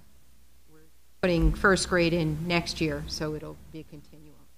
I think this is one of the most fiscally appropriate and responsible interventions that and tools that we're giving our early literacy teachers. And I hope it comes back to our students tenfold in reducing the number of students that will be found with learning disabilities. Thank you, Mrs. Pacala. We have to give a great deal of credit to Mrs. Cloud, our ELA supervisor at the elementary level. She has tirelessly worked to put this in and does a phenomenal job in overseeing the entire implementation of the Foundations program, as well as Readers Writers Workshop. Thank you, Mrs. McNamara. Thank you. Any other questions? No? Mary? Ms. Hafner? Yes. Ms. Clayton? Yes. Ms. Gagliardi? Yes. Ms. Pacala? Yes. Ms. Foster? Yes. Ms. Siebert? Yes. Ms. Walrath? Operations. Oh, wait, I'm sorry, curriculum and instruction, I jumped ahead, yes, sorry. No, we are in operations. I'm sorry, because Ms. McNamara answered that, I'm sorry. So number 5, I abstain, PO 19-03258, and also PO, on number 5, PO-19-07853. Abstain, yes to all the rest. Sorry about that. Too many papers. Mr. Dalton, Human Resources. I recommend items 1 through 24 on Human Resources agenda this evening. I need a motion and a second. Motion. Second. Any board discussion? Mary? Ms. Hafner? Yes. Ms. Clayton? Yes. Ms. Gagliardi? Yes. Ms. Pacala? Yes. Ms. Foster? Yes. Ms. Siebert? Yes. Ms. Walrath? Yes. Hold on, I got a lot of pages here. Give me a second. Do it. I recommend in number 1, first reading of 3 policies, described by Ms. McNamara earlier, and number 2, the second reading and adoption of the other 2 policies as described by Ms. McNamara earlier. I need a motion and a second. Motion. Second. Any board discussion? No? Mary? Ms. Hafner? Yes. Ms. Clayton? Yes. Ms. Gagliardi? Yes. Ms. Scala? Yes. Ms. Foster? Yes. Ms. Siebert? Yes. Ms. Walrath? Yes. Public comment. This is the second opportunity for public comment. Each participant is asked to give his or her name and address prior to making a statement. All statements shall be directed to the presiding officer. Mr. Campbell.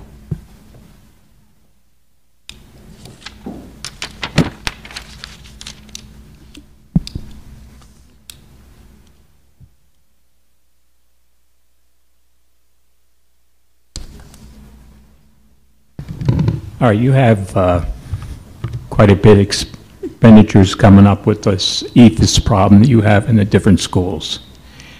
As far as getting any kind of recourse legally, it's beyond the limits now.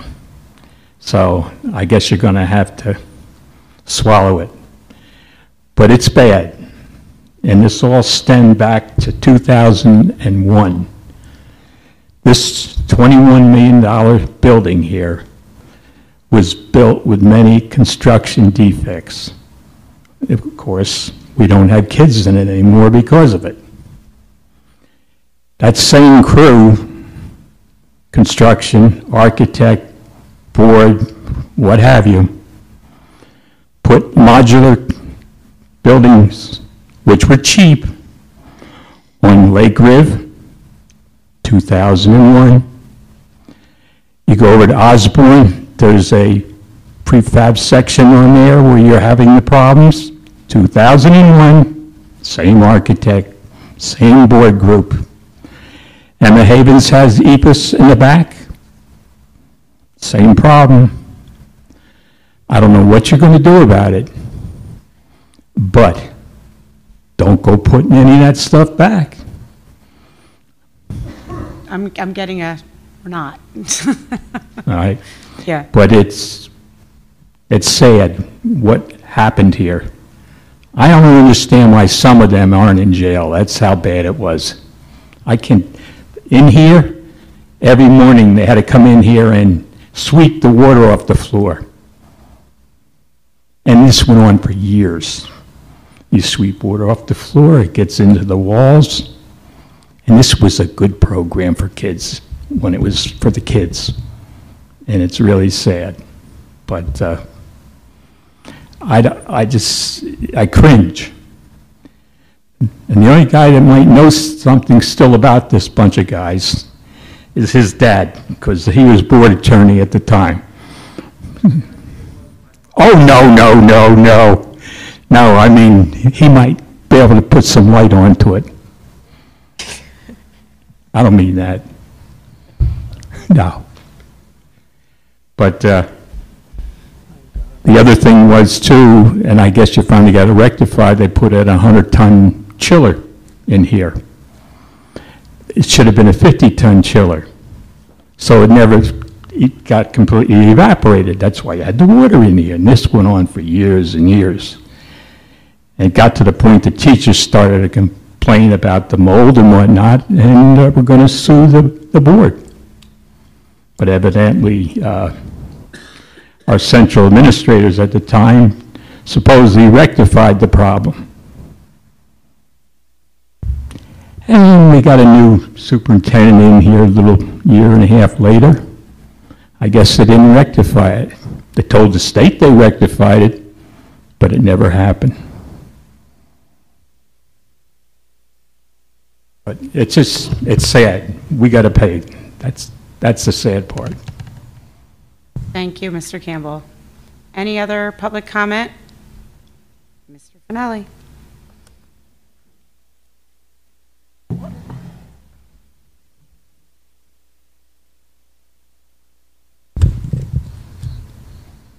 I just want you to know that I too speak from the heart.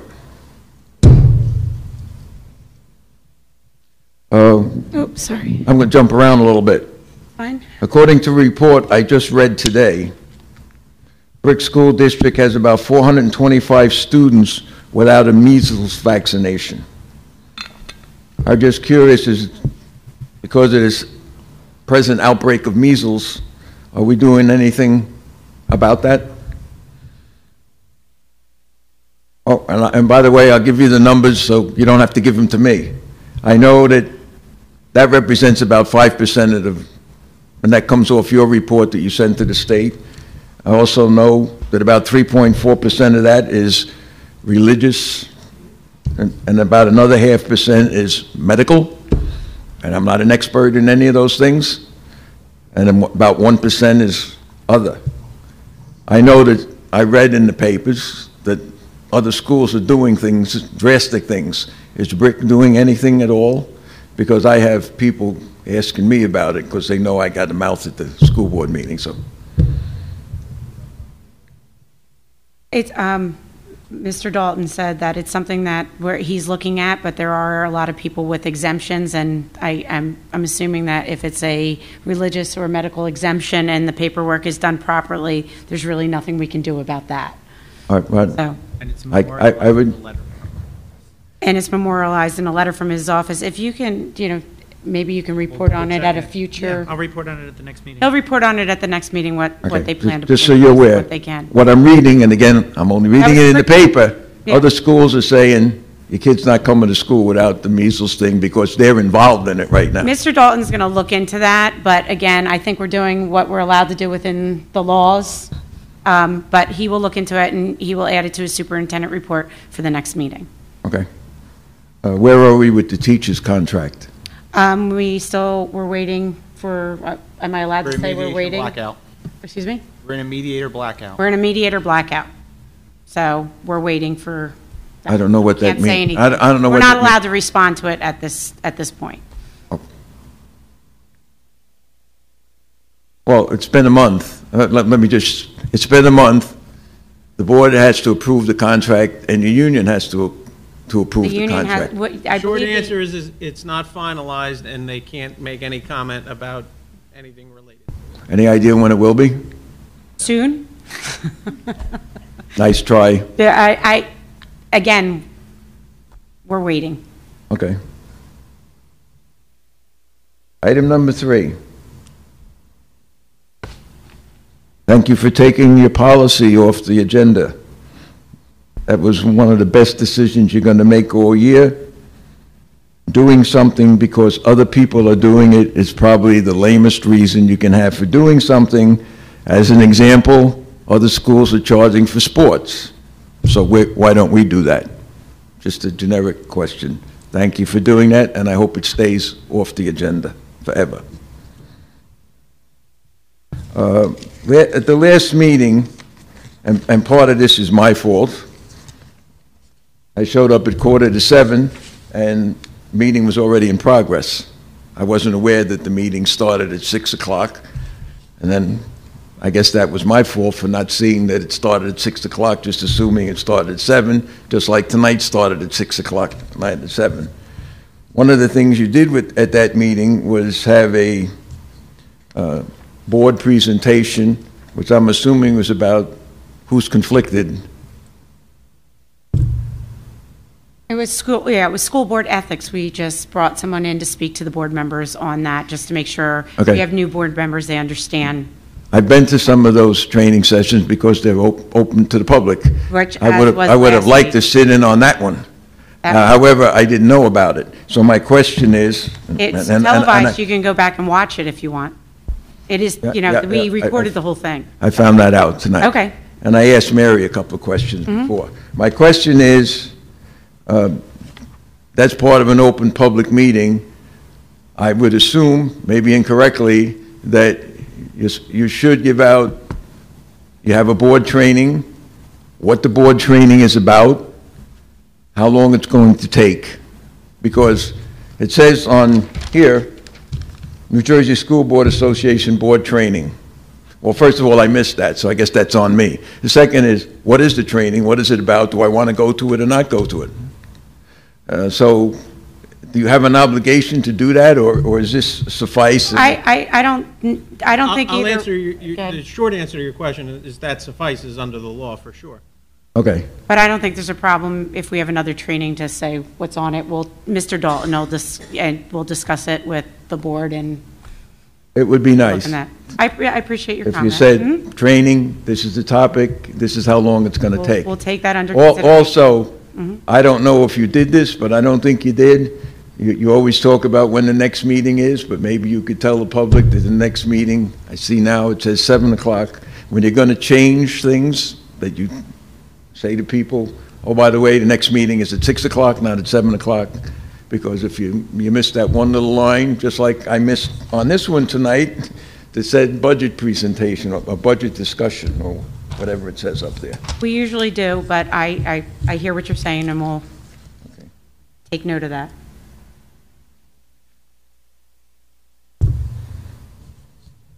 Okay, here's the tough one. Okay?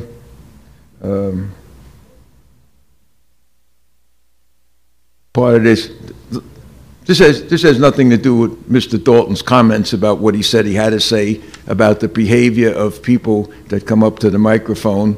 But since I spend the majority of the time up there, I'm going to respond to him, and I'm going to respond to what was said at the last meeting. And I know you're not going to like it, but that's okay, because I speak from the heart also. All right?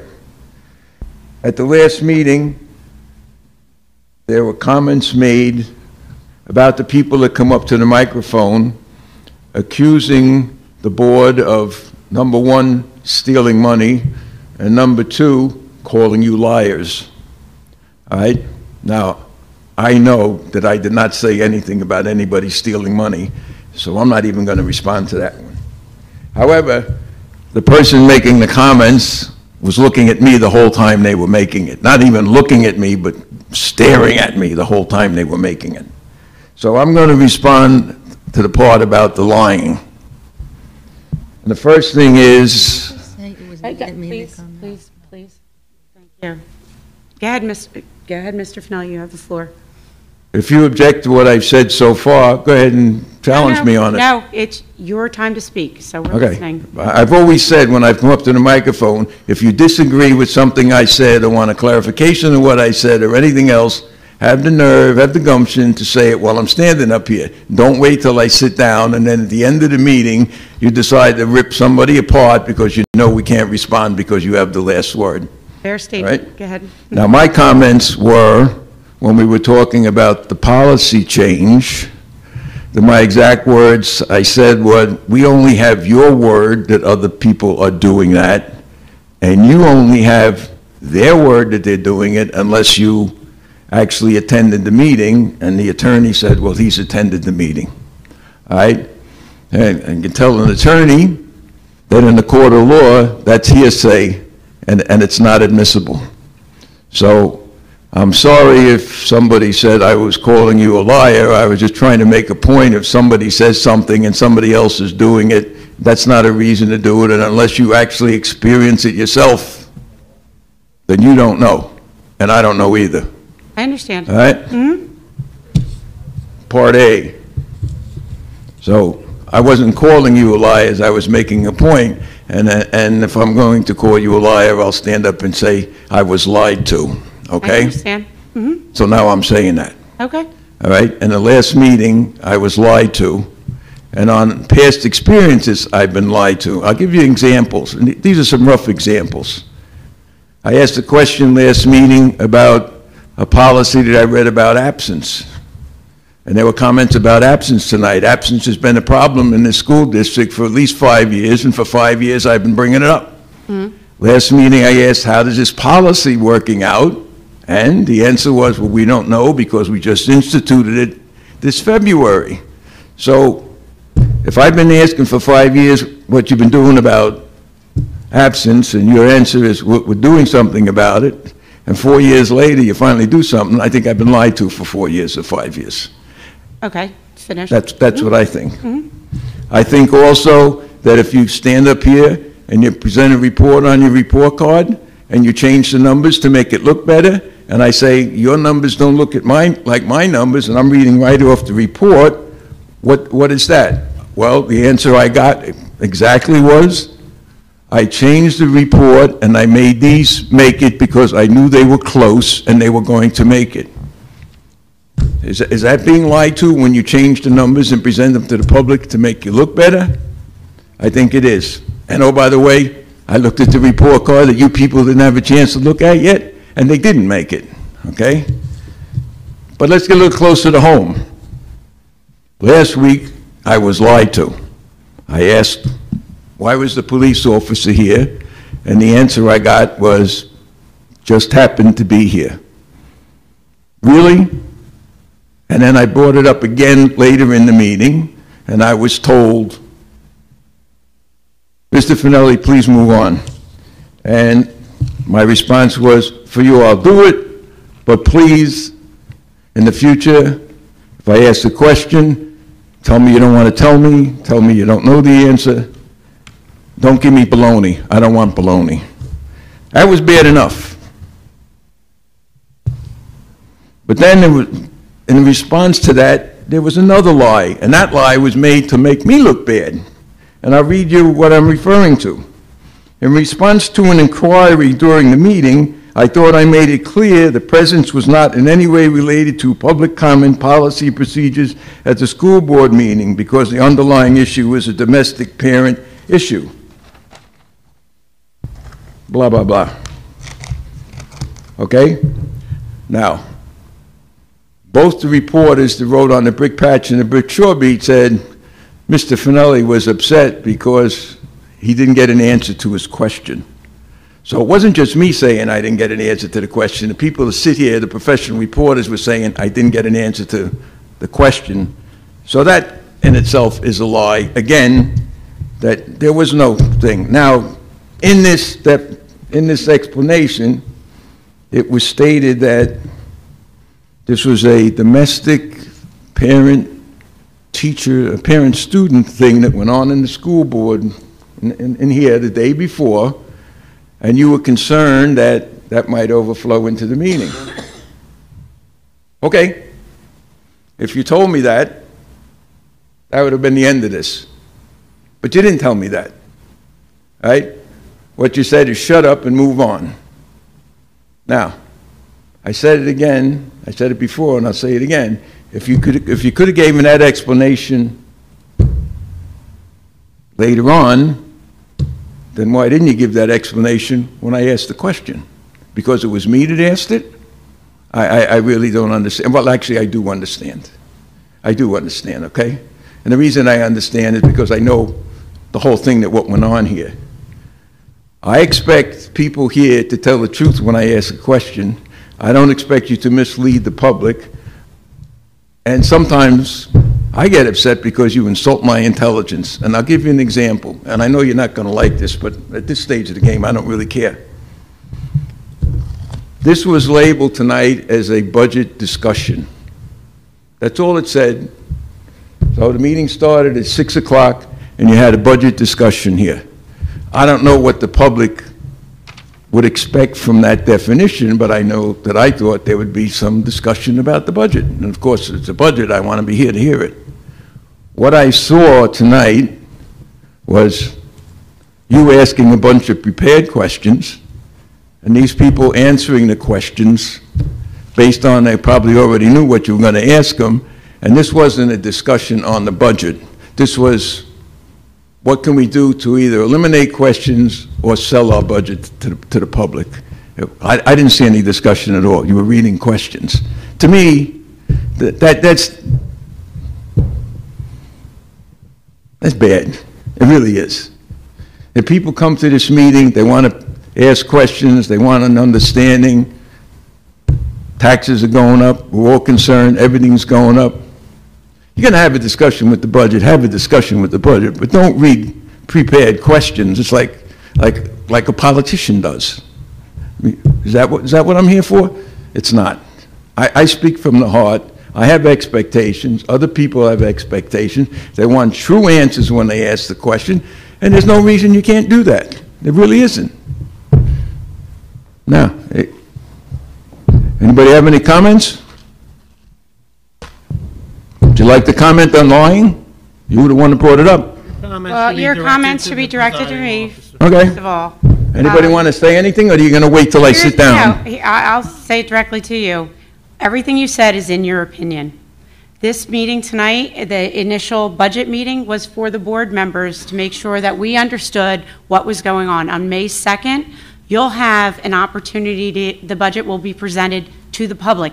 This was not for public. I understand that. You could sit there. So how we choose to interact as a board is totally up to us. And this is the way we chose to do it. And as far as me coming to a meeting prepared to ask the questions that I want to make sure I understand the answers to, as well as my fellow board members, you can't tell me how or why or what or how I'm supposed to do that. For me to spend the time, my free time, my volunteer time, to go through an 800-page document, to go through the documents that Mr. Edwards and Mr. Dalton present to me, and decide that I want to make sure that I'm clear with what I'm deciding to vote on, and I want to make sure that my fellow board members are clear, is my prerogative and totally up to me when it's a board meeting about the budget for board members. Okay. So I appreciate your opinion. I truly do. We've gone back and forth with a lot of things that we see eye to eye to, and we don't.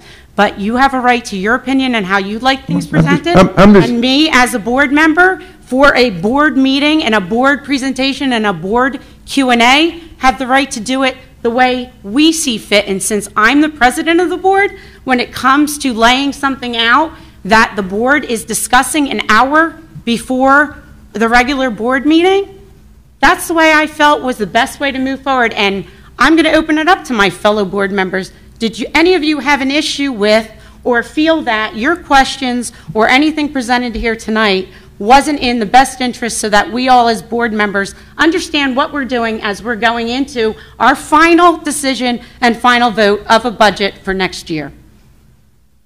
I can say that I came with questions that I prepared in advance because I knew we were going to be talking about this. So I did So as you well. you asked questions tonight? Definitely did ask We questions absolutely tonight. asked questions tonight. I prepared. Okay, fine, you're entitled to your opinion, and I'm entitled to mine. I'm telling you, as a person who comes to the board meeting and sits here and gets into the budget as much as anybody else, that's my perception. And But the May last thing 2nd, I'm you looking have for, that. Stephanie, is you want to tell me why you lied to me last week? I did not lie to you last week. As I walked into this board meeting, I was told that a request came in, what the thing was, it wasn't for public discussion, and that if an officer in, what is it, in education? The school resource officers weren't available, and if someone was in the area, they would stop by. I gave you the answer that I got.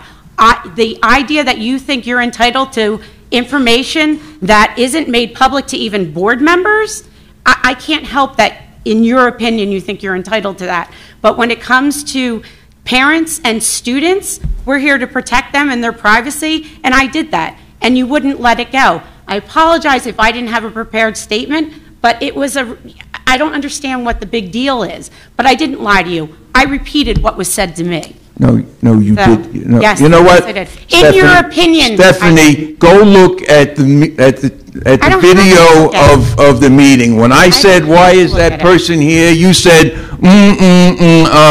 Mr. Finelli, she just happened to be here. And when I pushed it a second time, you said, I don't want to talk about it, move on. So again, in your if you didn't know, then you should have said you didn't know, instead of making up a story and then making up another story to make me look bad by saying you explained it when you explained nothing, and both the people said you explained Again, nothing. in your opinion, Mr. Finelli.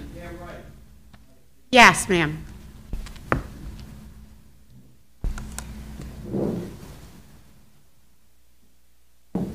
Could you please state your name and address? I'm Allison Kennedy, 584 Driscoll Drive, which you can find on Google. We don't need to hunt you down. I Thank you. wanted to thank you for coming prepared to the meeting, and I can, as the PTA president, can understand that you want to be prepared and make sure that you can have all of the questions for your members. So thank you for spending your free time being prepared.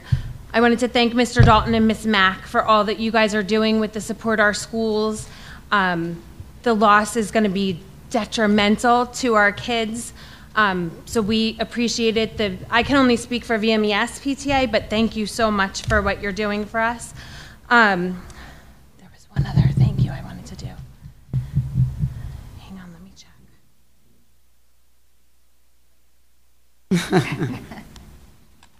Oh, and I wanted to say thank you for approving, even though I don't have high school students, I do thank you for having police officers at the prom. I do think that it's amazing that we can have the community support for our children and keeping them safe. And I hope that by the time my children get to the prom, I hope that we're able to have security officers and police officers there to keep them safe as well.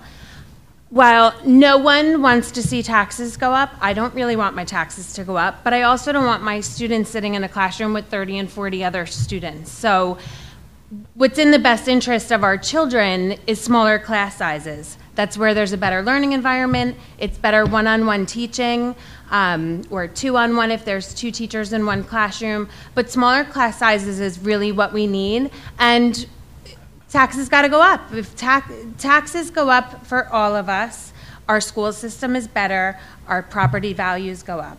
If our school system is not good, our property values go down. So the entire state is paying more taxes. We're all paying taxes. It's part of life. So thank you, and please, if you can help our class sizes not be gigantic, that would be amazing. Thank you for your comments. Any other public comment? Yes, Mr. Sluka, absolutely.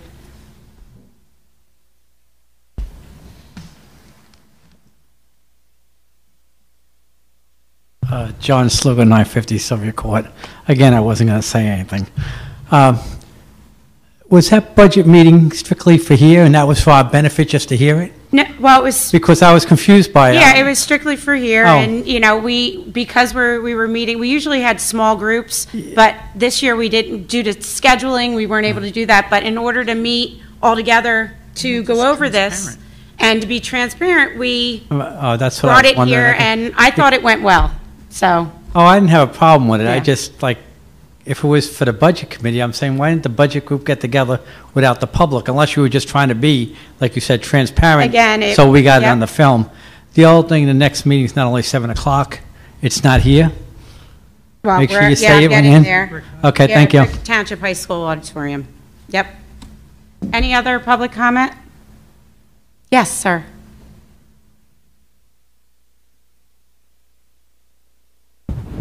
Bob Checkeye, 127 Royal Drive, Cherry Quay. I just want to say thank you for all the work you do. I don't know how you figure all this stuff out. We have good administrators in district. Basically, I and, spend all my good leaders. I spend all my time looking at how to save energy. Mhm. So I just want to say I'm thankful for your STEM teachers, your physics teachers, your science teachers, who are teaching the kids about global warming and why we did it. And I hope that we move ahead with the EV buses, because I always thought the best way to teach anybody anything is by example. So, and I got to say, I hope I wasn't grouchy. Not at all. No, sir, not at all. I just think that the best is for you to come in and we could really sit down and look at the different options, and that's why I had asked Mr. Dalton to reach out to get you into the Transportation Committee meeting. And I got to tell you, I read an article by a scientist that said people over 70 are grouchy, and I'm over 70. You weren't grouchy at all. You weren't grouchy at all. Thank you so much. Any other public comment? No? Board comment, is there any board comment? Jessica, go ahead. Yes. Everyone talked about the Green Fair, but I just need to reiterate, please come to the Green Fair on Saturday. It is from 10 to 2. It is at Brick Township High School. There's also a rummage sale. You can, if you have any like TVs or computers or electronics that you need to get rid of, you can recycle them right out front. You can bring them right to the Green Fair and get rid of them out of your garage or your basement. There's also a lot of giveaways. We're giving away compost bins, there's raised garden beds, there's just small things like planters and plants and seedlings, and the kids are very much welcome to come. If you go and visit the booths, there's a form you can fill out, and if they visit all the different booths and get take notes on their talking to each group, they can come back to the desk and get a little prize for visiting all the different groups. It should be really fun, and definitely visit the rummage sale too, because you can always pick up something and it supports the band. Great. And I also just wanted to encourage everyone to write their legislators. I know the administration sent out an email about it. And Honeywell, right? an email, yeah. Yeah. And I went to a class at the New Jersey School Board's convention, and what they said was what's most impactful way to get change from your legislators is to write a handwritten letter. Interestingly enough, they said a handwritten letter, 5 handwritten letters will have more effect on your legislator than, like 100 people signing a petition. So it's an interesting fact that I learned, and I pass that information on to you. Please write them a letter. Thank you. Thank you, Jessica. Daisy, did you? Just real quickly, I just wanted to thank everybody who has worked tirelessly for months and months on this proposed budget, and also for answering all of our questions that we prepared in advance and brought up this evening on the fly after hearing some of the answers. I'm sure it was a really overwhelming task, but we really do appreciate everything that everybody has done to put into that budget. And then I just wanted to say I did attend one event, and it was amazing, and I just wanted to say congratulations to Mrs. Best and the Brick Township High School Drama Department. I saw The Little Mermaid last weekend. It was a musical, and it was amazing. So congratulations, and enjoy your spring break. Thank you. Any other board comment? Sure, go ahead. Jess, you mentioned the Green Fair. The Green Fair precedes the celebration of Earth Day. And Mr. Czech Guy, I'd like you to know, I'm Hungarian, I say Czech Guy. I'd like you to know that we have schools in our district that have the New Jersey Sustainable School designation. And as I had, the comment I prepared for tonight was that I know that there are a lot of curriculum and administrative priorities. And I know that considering wanting to have a more efficient district, whether we engage in an ISIP or not, there's a lot of knowledge to be turnkeyed in our district regarding New Jersey Sustainable Schools. And I would like to see the curriculum director, who is not appointed yet, try to engage our students and foster energy-saving, recycling, and reusing items, because I think we should look into this because it will help our students be better citizens, and the Sustainable New Jersey practices are part of the curriculum, and it really engages the students. So I just, Mr. Paxson does a great job with that. I know another school is also sustainable. On Vets, L? We have many of them that are sustainable schools, but we've received grants at Lake Riviera Middle School, Herbertsville Elementary School spearheaded the grant for the elementary level, but it was a district-wide grant. We've also received money at the high school level, but not through sustainable schools. Am I correct, Mrs. Beatty? Just for the middle schools and elementary. Lanes Mill has received a designation 1 year as well. I believe they were a bronze level school. Did I miss anybody? I don't think so, right? Lanes Mill, Herbertsville, Lake Riviera Middle School, and Herbertsville was really a district-wide for the elementary, correct?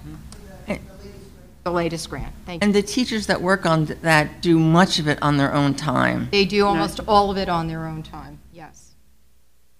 Good job. Thank you. Any other board comment?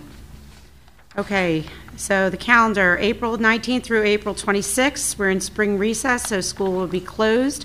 Our next meeting is May 2nd. It's a regular meeting and a public hearing on the 1920 budget. That will be at 7 p.m. at the Brick Township High School auditorium. Can I get a motion and a second for adjournment? Motion. Second. Mary? Hafner? Yes. Ms. Clayton? Yes. Ms. Taglioni? Yes. Paula? Yes. Ms. Foster? Yes. Ms. Seaver? Yes. Ms. Walrath? Yes. Thank you.